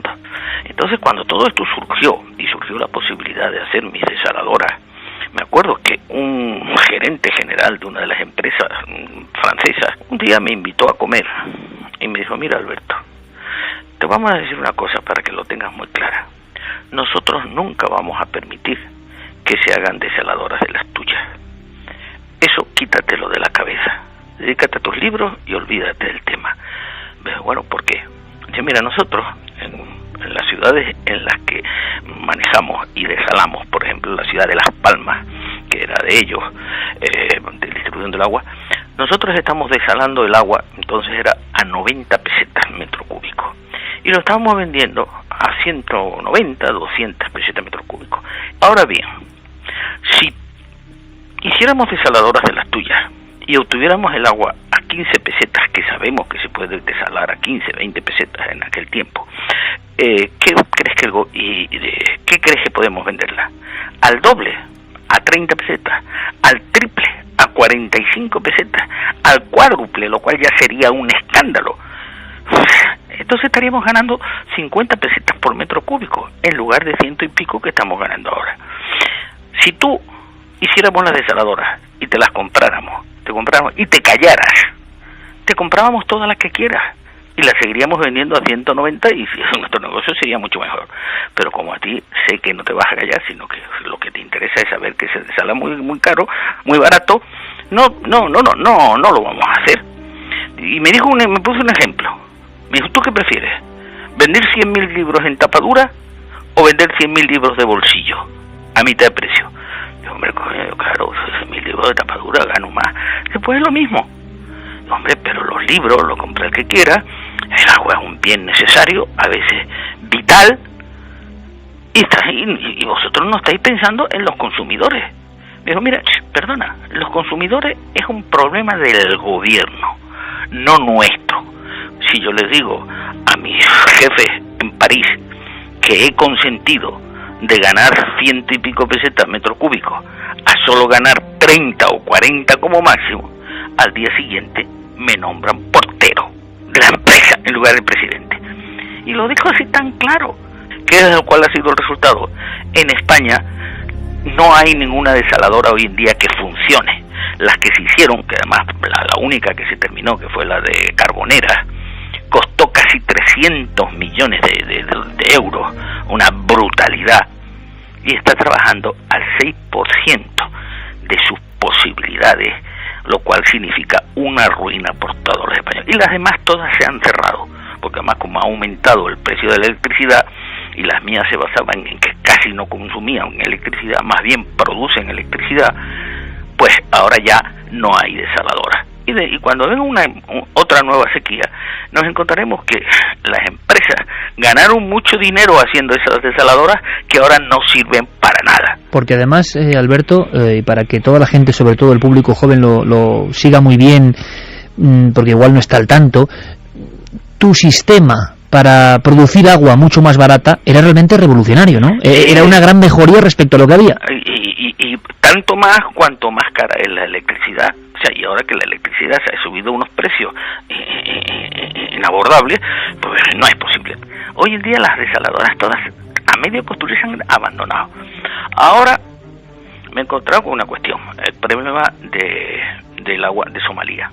Entonces yo ya había perdido tanto tiempo y sobre todo tanto dinero con las patentes, con el estudio, a pesar de que el 99% de los estudios los ha pagado el propio gobierno español, que es lo más curioso. O sea, todos los estudios sobre mis desaladoras que dicen qué barato sale, están pagados por Traxa y por Aquamet, dos empresas del gobierno español. Se gastaron millones en eso, que lo han enterrado porque no interesaba económicamente a ciertas empresas y políticamente a ciertas empresas.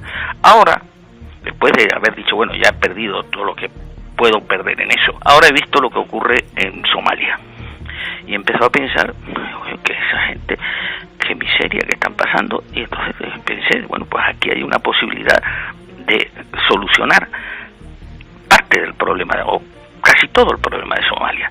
Somalia tiene una parte norte, la costa norte, la que da al Golfo Pérsico, que tiene unos vientos constantes y tiene inmediatamente una cadena montañosa de hasta 1000 metros de altura.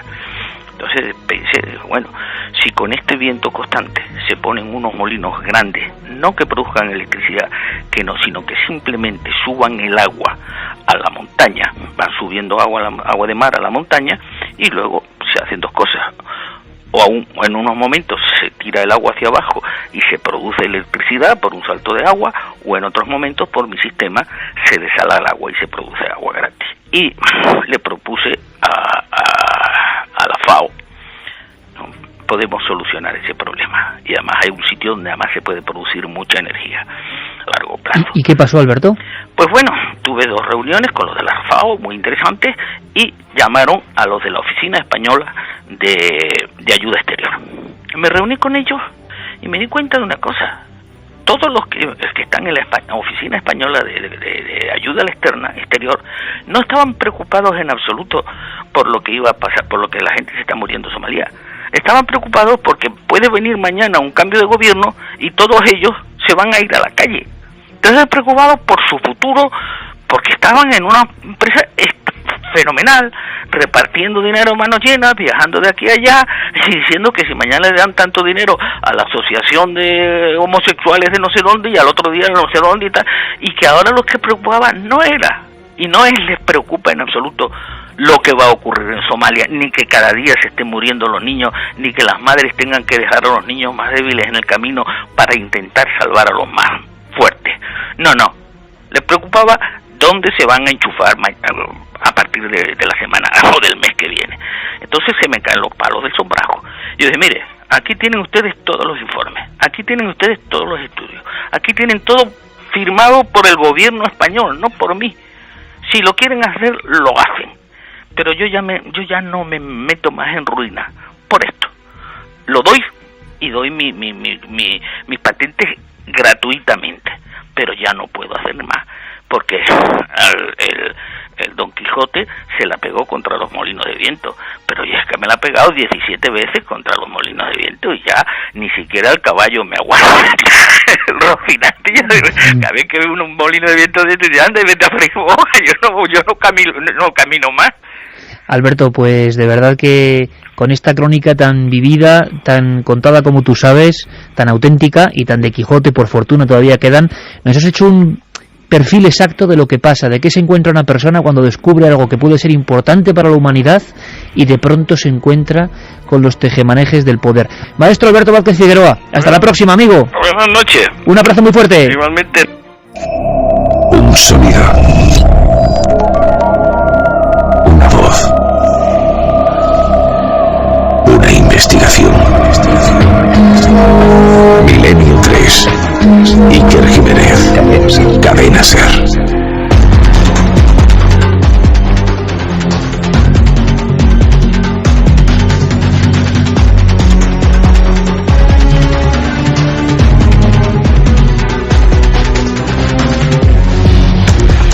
Y 46 minutos, noche de conspiración en Milenio 3. Y solo digo una cosa, jolín, ¿cómo se nota? Cuando un periodista es de raza y es bueno, ¿cómo se nota? Se podrá estar de acuerdo o no, eso ya es libre. Pero ¿cómo lo cuenta? ¿Con qué rotundidad? Alberto Vázquez Figueroa.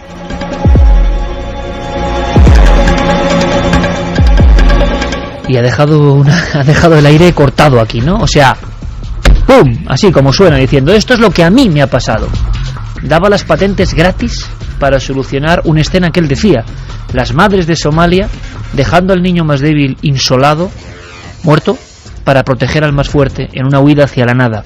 Él propone eso y se encuentra con ese mundo increíble y creo yo que bastante comprensible, aunque desde luego habrá gente en desacuerdo con lo que dice Alberto. Aquí simplemente le hemos escuchado como genuino inventor español. Sí, la verdad, las dos reflexiones son escalofriantes, porque si en un momento dado nos están hablando de esos funcionarios, por llamarlo de alguna manera, profesionales de la ayuda externa que no viven más que pendientes de su poltrona, y por otro nos explica que hay formas de cosas tan básicas como el agua, pero claro, si esto es lo que nos cuenta del agua, que es lo que él conoce, que es la patente que él ha hecho y es el tema del que sabe, ¿qué nos sucederá con otras cosas? Esa reflexión sobre los libros de tapa dura, de tapa blanda, oiga, es que yo podría fabricar más barato, a lo mejor nos lo pueden decir muchas industrias que no sean solamente la del agua, a lo mejor yo podría darle electricidad más barata, podría darle gasolina más barata, podría darle cualquier servicio o producto mucho más barato, pero es que yo vivo del margen y cuanto más caro, más margen. ¿Eres capaz de contarme en un minuto, Santi, que sé que sí, lo que hizo Tesla en el aspecto de esa energía libre, gratuita y casi del futuro y que también se truncó? Pues mira, resumiéndolo mucho en un minuto, los estudios de Nikola Tesla, que sobre todo evidentemente se movían en el ámbito de la energía y de la electricidad, él tenía prácticamente perfilado en aquella famosa torre que hizo. Esa torre era ni más ni menos que para hacer un proyecto de algo que a día de hoy se considera revolucionario, que es, como muy bien has dicho, que es la electricidad wifi, es la transmisión. ¿Pero de qué año hablamos, para que el público lo sepa? Estamos hablando de hace casi 100 años, estamos hablando de hace casi un siglo.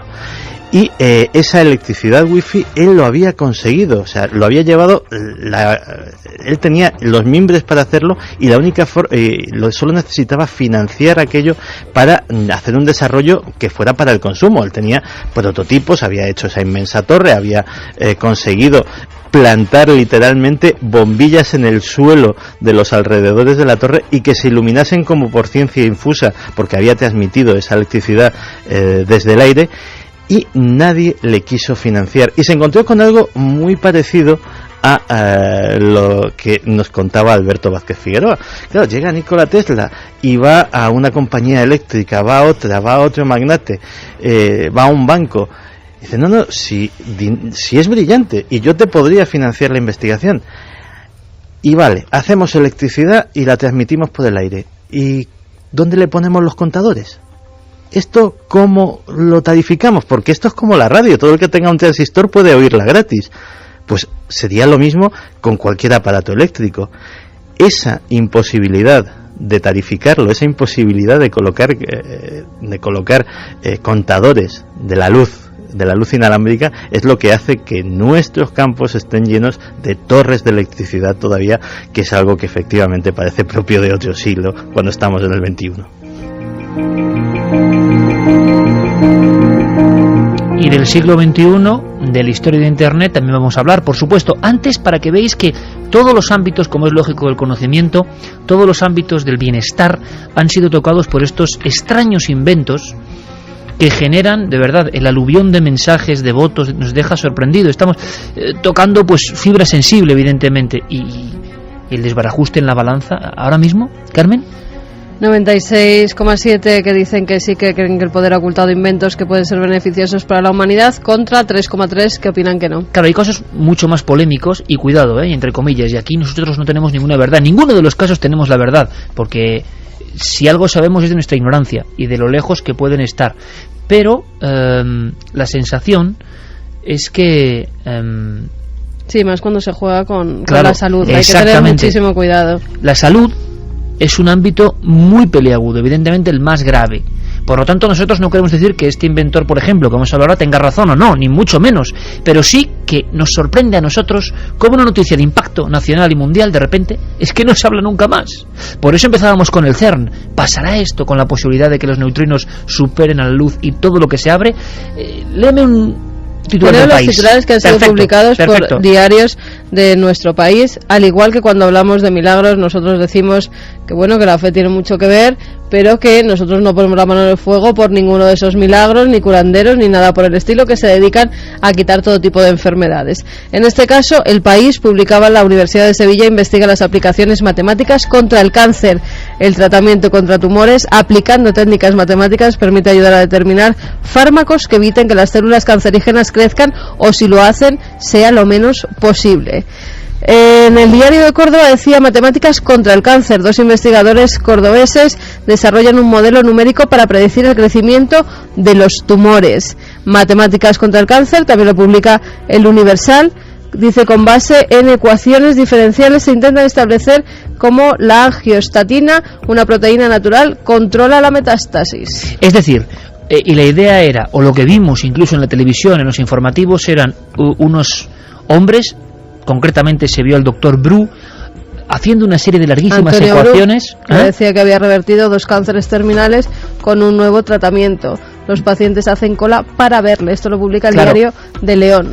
Basado en una serie de suposiciones matemáticas. Es decir, otra fórmula secreta asombrosa que parece que quedó en nada. Vamos a preguntarle a José Manuel Nieves qué pasó con eso, por qué él conoció a ese equipo y a otros que trabajaban en algo que era, demonios, era un paso fundamental, si es así, si está la verdad ahí. ¿Por qué no supimos nada? Cuidado, puede ser porque no había nada. Y si no había nada, se puede llegar a ser noticia. También es una reflexión, ¿eh?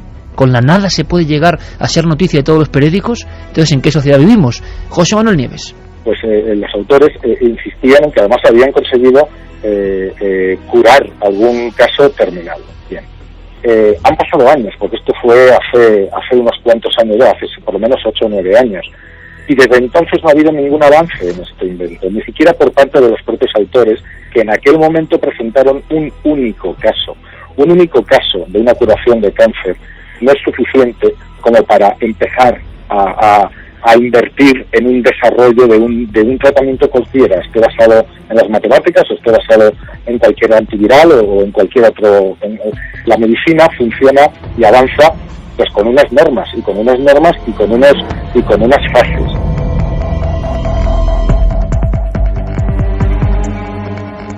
En esta historia de la sanación de la enfermedad más tremenda, que parece que el hombre no avanza o avanza poco, o será que todos anhelamos una cura directa, ha habido más historias.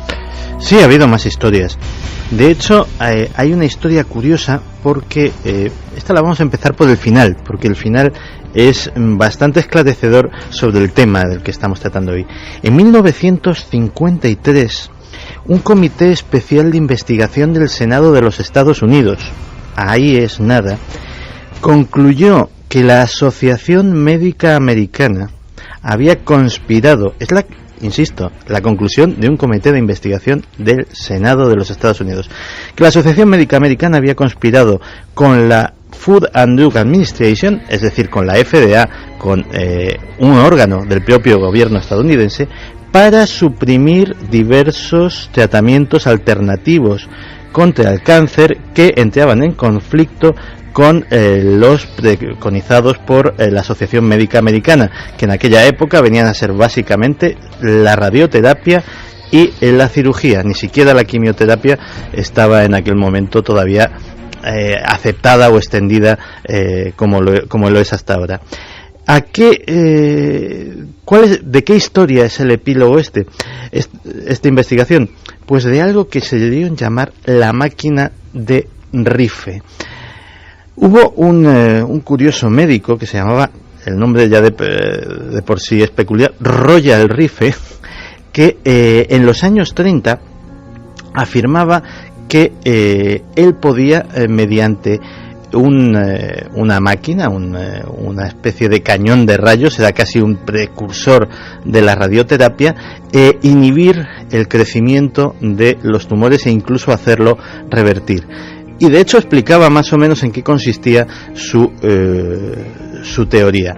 Y sobre todo él presentaba decenas de casos absolutamente curados. Decía que cada célula viva de cada organismo tenía una frecuencia de resonancia propia, que además él había incluso diseñado un microscopio, antes incluso de que se inventase el microscopio electrónico, que tenía una capacidad de iluminar microorganismos que eran invisibles ante la luz blanca mediante dos haces de luces ultravioletas que al entrar en disonancia, al entrar en interferencia, pues creaban un haz de luz visible y hacía visible, resonando precisamente con la frecuencia de ese microorganismo, lo hacía visible. Pues con ese mismo proceso dijo, bueno, si esa misma frecuencia la puedo usar para atacar a determinadas células y solamente a esas y no a las otras, pues voy a intentar crear esta especie de máquina de rayos.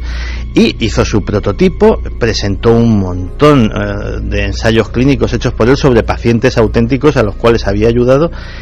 ¿Y qué se encontró? Pues se encontró con la censura absoluta de la Asociación Médica Americana, que básicamente le vino a decir, bueno, si quieres seguir practicando, déjate de estas cosas y de estas maquinitas, porque no te lo vamos a homologar, ni te lo vamos a pasar, ni lo vemos serio, ni tiene fundamento científico, ni nada por el estilo.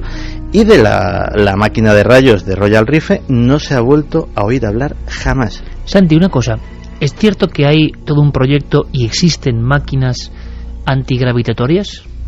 Existe una tecnología antigravitatoria de la cual sabemos absolutamente poquísimo. Que encaja perfectamente con esto, ¿verdad? Encaja con esto y encaja con algo que es muy afín a nuestro programa, porque cuando te describa algunas cosas te van a sonar a ovni muy mucho. Bueno, pues lo va a contar Santiago Camacho después de las noticias de nuestros compañeros, después de toda la actualidad, porque la actualidad está que bulle, evidentemente, pero hay muchas cosas. Tenemos, por supuesto, la proyección de nuestro compañero Javier Pérez Campos, basado en hechos reales. Vamos a hablar de sonambulismo e historias que impresionan un poco.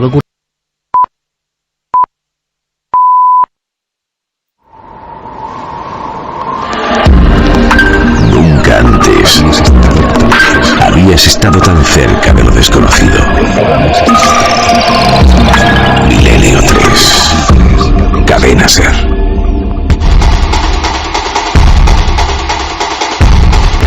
3 y 7 minutos, sí, era nuestro compañero. Pues sí, la misión que escuchábamos de Carles Francino era del 20 de diciembre de 2006. En 2006 precisamente fue cuando empezó el gran boom de Second Life, aunque ya se había creado 3 años antes por la empresa, por los laboratorios Linden. Y bueno, Second Life era un mundo alternativo en el que te permitía crear tu propio avatar, te permitía vivir una segunda vida, tenía su propia moneda, su propia red de finanzas, los famosos dólares Linden. ¿Propia moneda? Sí. Tú recordarás que todos los diarios, todas las televisiones, hubo un momento en el que abrían con la noticia, en el que se le dio muchísima cabida, ¿no? Y mucho bombo, y parecía que Second Life iba a revolucionar nuestra manera de interrelacionarnos, ¿no? En Internet, y bueno, prácticamente iba a ser el recurso del futuro, la herramienta que iba a decidir y a condicionar nuestra vida, nuestra forma de comportarnos en Internet. Bueno, es más, creo que tienes opiniones de aquellos días como de un gran fervor, ¿no? Con popes del mundo digital que decían que preparaos, que la vida real va a ser esto. Sí, lo decía por ejemplo Carlos Barrobés, que es asesor de multinacionales, experto en innovación e impulsor de diversos proyectos sociales. Si quieres lo escuchamos. Y ahora mismo este nuevo tipo de tecnología sin duda provocará un cambio social en la manera de relacionarse las personas, en la manera de pasar su tiempo libre y sin lugar a dudas en la manera de realizar transacciones económicas. Y esto va más, en unos años con la capacidad de proceso de los ordenadores, sin lugar a dudas, esto va a ser muy parecido a tu vida. Diego, ¿y qué pasó? Fíjate, los datos hablan por sí solos, Iker, tanto en el ascenso como en la caída. Second Life en 2007 pasó de 450.000 usuarios a 4 millones. Al año siguiente esas cifras cayeron un 40%. Las empresas que habían invertido un montón de dinero en estar presentes en Second Life tuvieron que irse con el rabo entre las piernas a causa de que allí empezaba a escasear la audiencia, escaseaban los usuarios y si no había público potencial a quien hacer llegar ese mensaje no tenía ningún sentido tampoco. O sea, se presentaba un producto, mundo virtual, presentamos, no sé, un modelo de coche y no había nadie. Exactamente, fíjate, en verano de 2007 la revista Wired publicó un artículo que se llamaba Planeta Vacío. Planeta Vacío. Exacto, y que revelaba que hasta un 85% de los avatares, de los personajes, ¿no?, de las identidades que se habían creado en Second Life por los usuarios, ya en 2007 el 85% de esos avatares habían sido abandonados. Así que, fíjate, lo decía muy bien un ejecutivo de una compañía de refrescos, que sus declaraciones dieron la vuelta al mundo, que dijo que tras entrar en uno de los hoteles virtuales de Second Life, que aquello parecía el Hotel del Resplandor. Diego, oye, quería preguntarte una cosa. Toda esta gente, que hubo unos cuantos que se hicieron millonarios en Second Life, millonarios en dólares de verdad, no solo en dólares Linden, sí. Haciendo, yo que sé, diseño de muebles, diseño de modas, todos servicios de todo tipo dentro de... ¿Esto se sabe algo de ellos? ¿Han retenido su fortuna? Porque en este caso, Santi, y amplío la pregunta de Diego, la pregunta de Santi, claro, no es solo un poder oculto, sino que parece que a veces es evidentemente el propio público el que en apenas meses recoge algo con un fervor sin precedentes. Pero ¿y es posible que el propio público, sin ser teledirigido, sino por propia iniciativa, ahora estamos viendo muchas cosas de propia iniciativa que van a ser un cambio radical, yo creo, en la historia, pero que se fue todo el mundo porque sí, o se ha especulado con que hubo algo más? Sí, exactamente, yo creo que fue una mezcla un poco de todo. Yo creo que la opinión general y lo que se recogió en artículos como el de Wired y después en otros que publicó, por ejemplo, El País, era una sensación de que después de que tú pasabas varias horas en Second Life, que veías cómo funcionaba, que te acostumbrabas a la interfaz, a moverte en esos mundos, la verdad es que tampoco había mucho más que hacer allí. O sea, no tenía mucho recorrido. Y precisamente hace solamente unos minutos lo comentaba con Guillermo León y me comentaba él que la crisis económica que sufrimos había tenido también mucho que ver en el declive de Second Life, ¿no? Que él había conocido pues a gente que se dedicaba a diseñar escenarios para Second Life y que ante la falta de respaldo de alguna empresa grande, pues todo aquello se vino abajo, ¿no? O sea, es como un sueño que se quedó, como decíamos, como la ciudad de Pripyat, más o menos. Exactamente, se redujo a cenizas. Sí, había de todo, presentaciones de libros que de se todo. hacían en Sí, Second Life, presentaciones de cualquier producto que se quería vender. Y crecía y crecía exponencialmente. Sí, incluso la nave del misterio tuvo sus también tuvimos, por ahí me pasé yo a ver, estaban colgados nuestras fotos. ¿Y conspiración en algún sentido oculta? ¿Había algún interés para que todo eso se callase o no? No parece que en el caso de Second Life haya habido conspiración, más allá que en unas determinadas circunstancias que no ayudaron, ¿no?, en ese sentido y en ese momento en el que se le dio tanto bombo a mantener esa expectación. Sí que lo ha habido en otros casos que además los tenemos muy presentes y los estamos viviendo. Por ejemplo, Eran confidenciales, secretos, pero ahora estos papeles dejan al desnudo el lado oscuro de la diplomacia estadounidense, con mensajes nada diplomáticos sobre muchos líderes mundiales. The Guardian, Le Monde, The New York Times, El País y Der Spiegel no solo publican esas descalificaciones, también documentos que cuestionan la política exterior de la Casa Blanca. El fiscal general de Estados Unidos ha abierto una investigación criminal por la filtración masiva de documentos, una filtración que viene de Wikileaks, la web que se está convirtiendo en una auténtica pesadilla para la administración Obama. 3:15, Milenio 3 en la SER. En este caso, los inventos físicos pasan a lo virtual. Diego Marañón, nuestro cronista. Hace un año, el mundo retemblaba con Wikileaks de alguna forma. Aquí Santiago Camacho, siguiendo la pista, se comprometió, como tantas otras veces, a poner la lupa y a ir hablando de los archivos de Wikileaks que tenían que ver con el misterio. Y hubo una semana en que dijimos, pero Santi, si es que ya no sale prácticamente nada. Se publicaron libros al socaire, como siempre ocurre, de lo que ocurre, de lo que pasa. Vamos a ver, esto va a ser el gran fenómeno. Bueno, y el gran fenómeno se ha quedado, pues no sé, en una cosa como pobre en general, por lo menos un año después. Un poco obligado también en este caso, ¿eh? Bueno, Wikileaks todo el mundo sabe que es esta organización mediática internacional sin ánimo de lucro que se lanzó en 2006, cuya actividad arrancó oficialmente en 2007, aunque la infraestructura ya existía. Y bueno, todo el mundo escuchó, supongo, hablar por primera vez de ella el 5 de abril de 2010, cuando, si lo recordáis, supongo que sí, se publicó un vídeo en el que se veía cómo soldados estadounidenses asesinaban a un reportero de Reuters, ¿no? A partir de ahí, pues todo el mundo sabe lo que ocurrió, ¿no? Desclasificación de cables, en fin, en julio de 2010, en octubre de 2010, eran como oleadas de información que ponían en jaque sobre todo al gobierno de Estados Unidos, porque, bueno, se revelaban esas comunicaciones entre el Departamento de Estado estadounidense con las embajadas, ¿no?, de todo el mundo. ¿Qué ocurrió? Además de capítulos dignos de películas como Misión Imposible, que incluían como archivos encriptados en calidad de casi seguros de vida, ¿no?, de la propia página, archivos que pesaban más de 1 giga, cifrados y codificados con una tecnología que en fin, que lo hacían pues muy interesante, ¿no?, y muy propenso a la conspiración.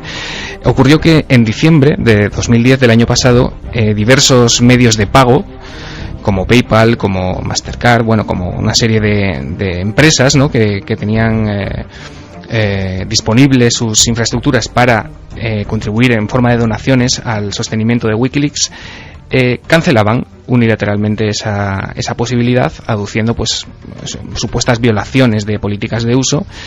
Todo esto todo el mundo, especialmente en la red, y todos los portales conspiranoicos lo cogieron esta explicación con pinzas, ¿no?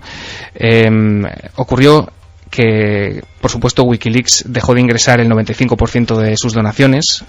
Ellos necesitaban para sobrevivir unos 100.000 euros mensuales, y en octubre, que fue cuando en una rueda de prensa que contamos además en Milenio Red, Julian Assange anunció que Wikileaks pues se veía obligada a dejar de publicar material ante la falta de financiación. Como digo, en octubre, el pasado mes de octubre, esos 100.000 euros mensuales se habían reducido hasta solo 7.000 a causa de esa especie de corte del suministro. Exactamente. De alguna forma se acabó el fenómeno, Santi. La sensación a día de hoy es que no hemos tenido nuevos cables y que eso pasará a la historia, y por supuesto muchos pensarán, quizá con razón, no lo sé, que ahí están los tentáculos de la oscuridad detrás, ¿no? Pues de todas formas sabemos que hay material que no se ha publicado. Eso lo ha dicho propiamente Julian Assange en más de una ocasión, y esa espada de Damocles todavía está pendiente, es decir, ese material todavía no revelado. Teóricamente, además, es el más jugoso. Habrá que ver qué sucede según vaya evolucionando la causa judicial contra Julian Assange, que no olvidemos que fue, digamos, el inicio de toda esta catástrofe de Wikileaks, que al final efectivamente lo tiene frenado. Yo tengo una pequeña teoría, y es que a lo mejor Wikileaks está más en estado de hibernación que en estado de muerte o en estado de agonía.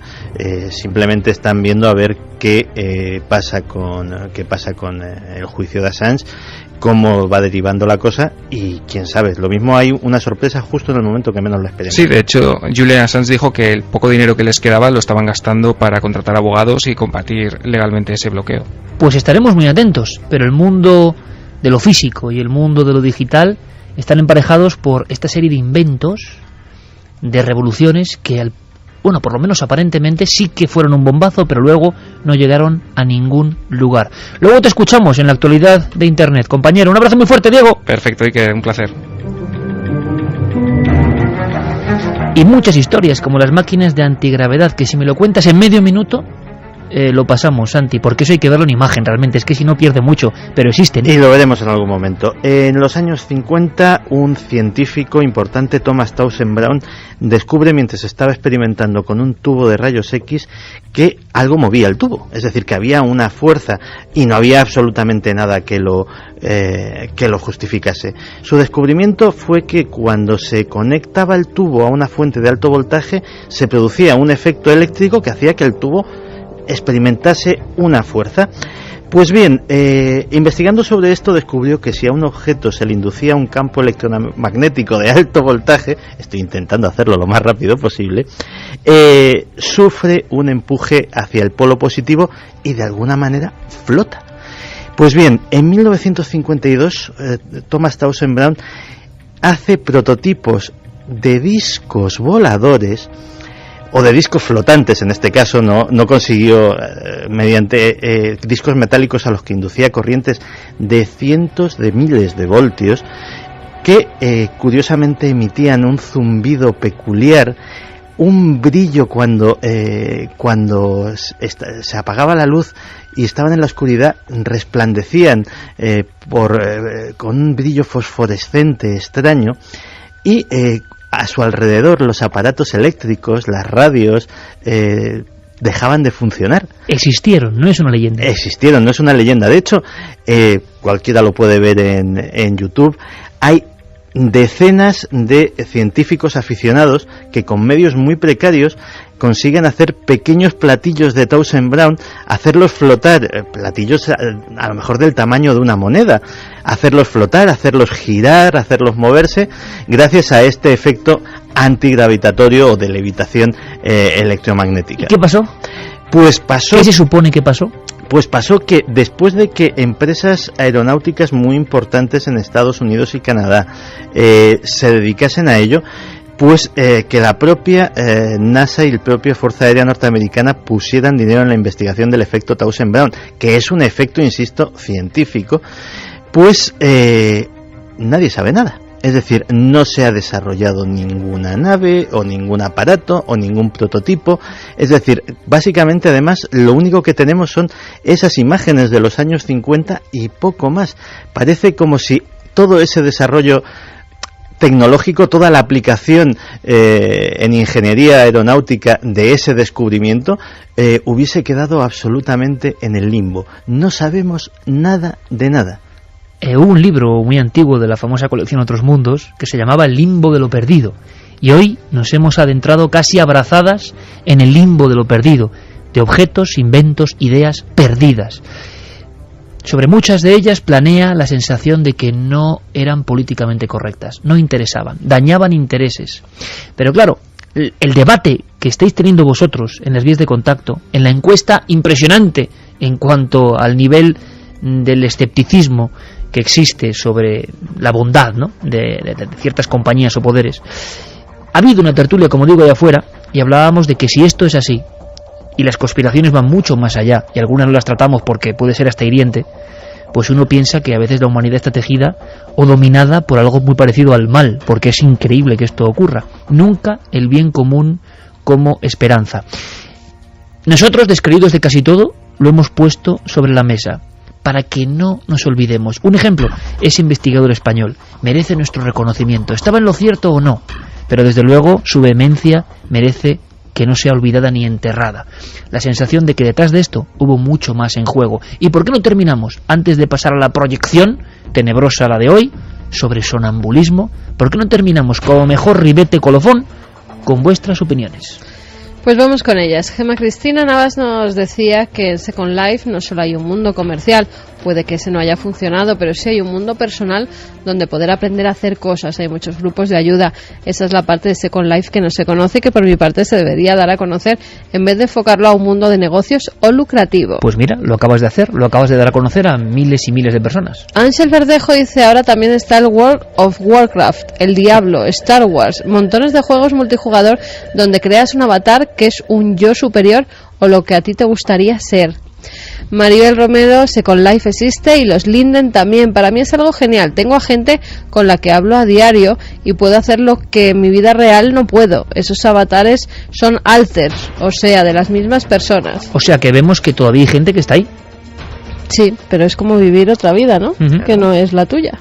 Raquel Mejías Laguna dice, en Second Life podías hasta quedarte embarazada. Era muy fuerte. ¿Que te podías quedar embarazado en Second Life? Mira. Madre mía.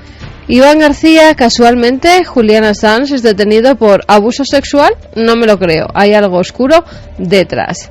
Y seguimos con los inventos. DGP dice, buenas, un buen programa, felicidades Iker, y animo a la gente que muchos nacieron para ser rebaño, pero unos pocos para ser pastores. Un saludo. Gloria, por favor, hablar del cáncer y los descubrimientos de Reich Hammer, que están siendo silenciados por las farmacéuticas. Pues tomamos nota, claro que sí. Carlos nos dice, el invento de Vázquez Figueroa consiste en conseguir las 8 atmósferas necesarias para que se produzca la osmosis inversa en una planta desaladora a través de la presión atmosférica, que es gratis. El problema es que para eso hay que construir una planta bajo tierra, que es igual a mucho dinero, y bombear el agua hasta la superficie, que es igual a tanta energía como la que se ahorra. Anubis, ojo con la terapia de Brum, que todo indica que no consiguió curar a más de 2 pacientes y dudosos. Gabriel Portero, una vez más la raza humana demuestra que somos la peor especie viva sobre la Tierra. Esto es indignante. David nos dice, no sé si recordáis el muchacho español que sacó de la manipulación basura orgánica combustible. Se dice que lo compró una patente alemana. Alberto de Bilbao, impresionante narración la de Alberto Vázquez Figueroa, impresionante lo del agua y toda la sombra que hay a su alrededor, increíble, saludos milenarios. David nos dice, Iker, llévalo un día a cuarto milenio y que haga este hombre una demostración pública con una máquina a escala pequeña, será un bombazo. Bueno, pues lo intentaremos, claro que sí, claro que sí. Gracias por toda vuestra aportación, que es maravillosa. ¿Por qué no proyectamos de alguna forma? ¿Por qué no nos marchamos a una vieja sala de cine? Sigue la encuesta igual, con el mismo porcentaje, es asombroso. Sí, varía muy poquito, pero siempre hacia más. ¿Hacia del más debate de todavía? la semana, sí. Ahora mismo es 96,9% que opinan que el poder ha ocultado inventos que pueden ser beneficiosos para la humanidad, frente a un 3,1% que opina que no nos ocultan esos poderes. Pueden seguir votando, pueden seguir escribiéndonos a las vías de contacto, milenio3 con número @cadenaser.com, también www.cadenaser.com, nuestro Facebook, Twitter, Google Plus, y que sorteamos 3 ejemplares de La Almería extraña de Alberto Cerezuela. Nos encontró la búsqueda de la verdad de esta película, que pasó sin pena ni gloria realmente, pero que tocaba un tema espinoso. Es una película que efectivamente pasó desapercibida, de hecho no llegó ni siquiera a España, pasó directamente a las pantallas de televisión, pero que sin embargo sirvió de pistoletazo de salida para investigar todos estos casos, que de hecho el primer caso registrado, año 1846, Albert Tyrrell en Massachusetts, estando totalmente dormido, decapita a una prostituta a la que posteriormente le prende fuego. Sonámbulo. Estando sonámbulo, y posteriormente además es declarado inocente porque se demuestra que había estado dormido cuando había cometido este atroz crimen. El caso real que nos cuenta la película, y que además nos lo cuenta casi paso a paso y de forma pues parece un documental prácticamente, porque está todo busca copiado. La realidad un poco, ¿no? Sí, sí, de forma muy bien logrado. Además cuenta el caso de Kenneth Parks, un joven de 23 años, que estaba felizmente casado, tenía una vida completamente normal, y sin embargo pues empieza a tener problemas financieros, pérdidas de dinero, y eso le hacen meterse en el mundo del juego, de las apuestas, que por cierto pues no se le dan nada bien. De esta forma pues empieza a tener grandes preocupaciones, grandes deudas, que acaban consumiéndolo y consumiendo horas de sueño, de forma que bueno, pues Kenneth pasaba noches en vela prácticamente, hasta que finalmente la noche del 23 de mayo de 1987 Kenneth va a dormir como cualquier otra noche, parece que lo consigue, y de repente, casi como un zombie, él se levanta de la cama con los ojos totalmente cerrados, camina hasta su coche, lo arranca y conduce 20 kilómetros hasta llegar a casa de sus suegros.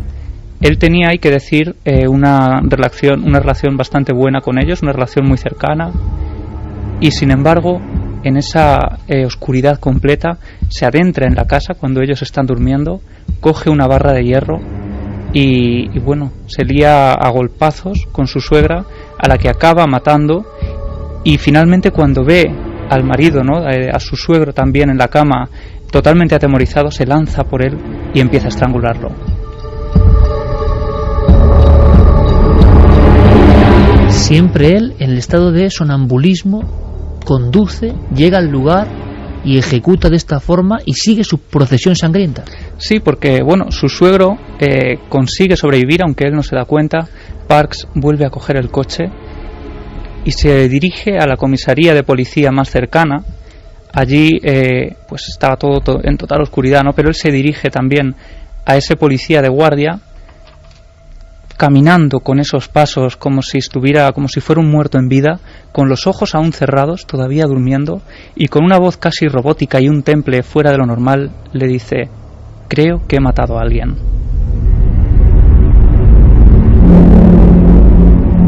Sobre este hecho real, rotundamente real, se basa esa película, que sí tiene cierto éxito en Estados Unidos, pero que a España no nos llega, y no recuerdo yo películas que toquen este asunto. Sí, Los desórdenes del sueño, que es un mundo extraordinariamente raro, desconocido, una conexión rara con otras realidades que iremos tocando aquí en Milenio 3 con varios dosieres que os van a interesar. Pero hay más información, no era el único caso, por cierto. Claro, Kenneth Parks, se llevó a cabo un juicio que tuvo gran importancia mediática.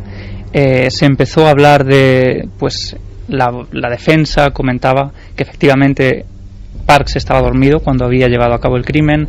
Pues hubo ahí varios litigios y problemas, y finalmente, después de investigaciones profundas, se determina que efectivamente Kenneth Parks estaba sonámbulo, por lo tanto es declarado inocente, y de alguna forma pues se le medican ciertas cosas para el insomnio, pero para que no se repitan esos impulsos asesinos, pero queda en total libertad. Fue considerado inocente.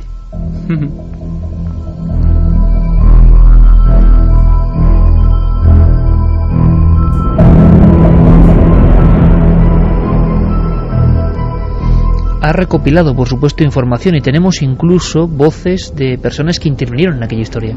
Sí, vamos a hablar, vamos a escuchar a Mark Mahaul, que es un gran experto en este tema tan onírico, ¿no?, del sueño en este mundo, y hablándonos de por qué se origina todo esto y si esto puede ir en aumento, este fenómeno. La mayoría hemos crecido en un ambiente en el que la falta de sueño se valora positivamente. Uno nunca presume de haber dormido mucho, sino de dormir poco o incluso de no dormir. Además, la privación de sueño está asociada a la dedicación y el compromiso de un buen empleado. Bueno, existe un refrán: al que madruga Dios le ayuda, y eso está metido en la filosofía común, ¿no? Y parece, dicen los doctores, que esta falta de sueño a la que nos está conduciendo la vida moderna hace que las patologías y desórdenes de lo onírico provoquen a veces reacciones muy violentas. Así es por ejemplo el caso también de Scott Falater, mucho más cercano en el tiempo, año 2007. Esta persona estaba casada, felizmente casada además, su mujer Yarnela Klesken. Llevaban varios años casados. Él, y todas las personas que le conocían aseguraban que eran una pareja perfecta, ¿no?, de la que nadie sospecharía ningún tipo de problema. Y sin embargo, una de las noches, Pamela le dice a su marido que tiene que arreglar la bomba de la piscina. Él le dice que no se preocupe, que a la mañana siguiente él se encargaría de arreglarla, por lo que él ese 16 de enero del año 97 del 2007, él se marcha a acostar como cualquier otra noche, y sin embargo a eso de las 9 o las 10 de la noche, la mujer que estaba viendo la televisión escucha un ruido en el jardín. Vamos a escuchar, si quieres, a Michael Kimmerer, que era el abogado de Falater, hablando de lo que ocurrió después. Salió a mirar y probablemente vio a Scott, que estaba sonámbulo, tratando de quitar la junta de la bomba con un cuchillo. Y supongo que ella se acercó por detrás y le tocó o le agarró y le dijo: ¿qué haces, Scott? Y él le dio uno de esos ataques de furia que pueden provocarse en los sonámbulos y empezó a apuñalarla. Hombre, yo no sé si leyenda o no, pero siempre se ha contado que a un sonámbulo, yo recuerdo de niño, no se le puede despertar, ¿no? Y que puede haber reacciones muy violentas. Sí, es lo que nos han contado a todos además, y aquí parece que esa especie de leyenda, entre comillas, se cumplió, porque le atestó nada más y nada menos que 44 puñaladas a su mujer. Posteriormente introdujo el cuerpo en la piscina. Dormido. Estando dormido. Y él asegura, porque claro, cuando él despierta es un trance para él, ¿no? El verse las ropas totalmente ensangrentadas y no saber qué es lo que ha ocurrido. Él además se dirige a su habitación, se pone el pijama y se mete en la cama y sigue durmiendo como si nada hubiera pasado. Bueno, es totalmente cierto además que el juicio fue bastante complejo. Se llevaron a cabo todo tipo de investigaciones también para determinar si este caso pues entraba dentro de esas posibilidades del sonambulismo, ¿no? Finalmente se determinó que bueno, no había pruebas suficientes para poder exculparlo de alguna forma, y Scott Falater fue declarado culpable. Queda un punto, España. Siempre nos parece todo muy lejano, muy propio de Estados Unidos, ¿no? ¿En España algún caso similar? Pues fíjate, Iker, el 1 de febrero de 2007 muchos periódicos españoles amanecieron con una noticia muy extraña dentro de su sección de sucesos, cuyo titular decía: juzgan a un hombre que asesinó a su mujer y a su suegra mientras soñaba que eran avestruces. Podemos visualizar casi en teletipos qué pasó. Esto es en España, en Málaga en concreto. Sí, en Málaga, en la zona de Mangas Verdes, el 11 de enero de 2001, Antonio N., como aparece descrito en la prensa para preservar su identidad, pues se acuesta como cualquier otra noche también, y de pronto se despierta y ve que su cama está rodeada de avestruces gigantes. Antonio salta de la cama, se dirige a por su hacha y a por un martillo que él guarda en casa, y se lía a hachazos con esas avestruces, cuando de repente se despierta y se da cuenta de que esas no eran avestruces ni mucho menos, sino que eran su mujer, su suegra y sus hijos. Su mujer había fallecido, a su suegra estaba herida de gravedad y posteriormente falleció, los hijos también heridos de gravedad.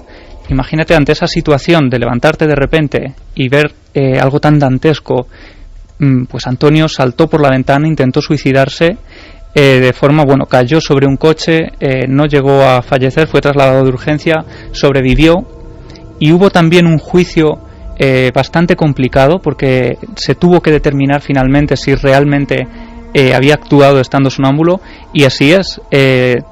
Parece ser que Antonio había actuado en ese estado de sonambulismo, fue ingresado en el hospital y absuelto en 2007 de los cargos de asesinato, aunque sin embargo pues fue acusado por enajenación mental, fue internado durante un periodo de tiempo en una clínica especial. O sea, no solo sonambulismo, sino una pesadilla tan nítida, algo tan fuerte que te hace actuar.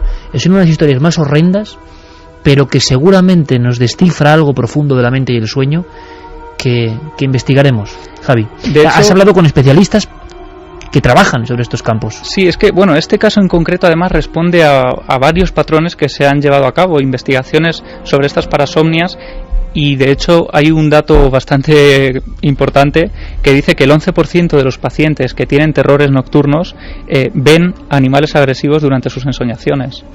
En los terrores nocturnos aparecen animales agresivos, importantísimo, porque en breve haremos, si os parece, chicos, a fondo un dossier sobre terrores nocturnos, parálisis del sueño y parasomnias. Creo que el tema lo merece. Esto pone los pelos de punta, por cierto. Especialistas que te han comentado, por lo menos para, acabar esto con un poquito de alivio, porque entre la música que pone el amigo Noel Calero de Freddy, no puede ser de otra forma, y esta historia, pues nos sobrecogemos. Hay gente que investiga para intentar paliar todo esto, ¿no? Claro, y de alguna forma nos pedía también que tranquilizáramos a la gente y que contáramos que efectivamente son una serie de casos muy concretos, pero que suceden también, ¿no? Hemos hablado con Marta Nieto, que es psicóloga de la Asociación Española del Sueño, y entre otras muchas cosas, pues nos ha contado qué posibles soluciones hay para casos tan extremos de sonambulismo. Para este tipo de cosas sí que existen otros tratamientos, pero que deben ser propuestos por un experto.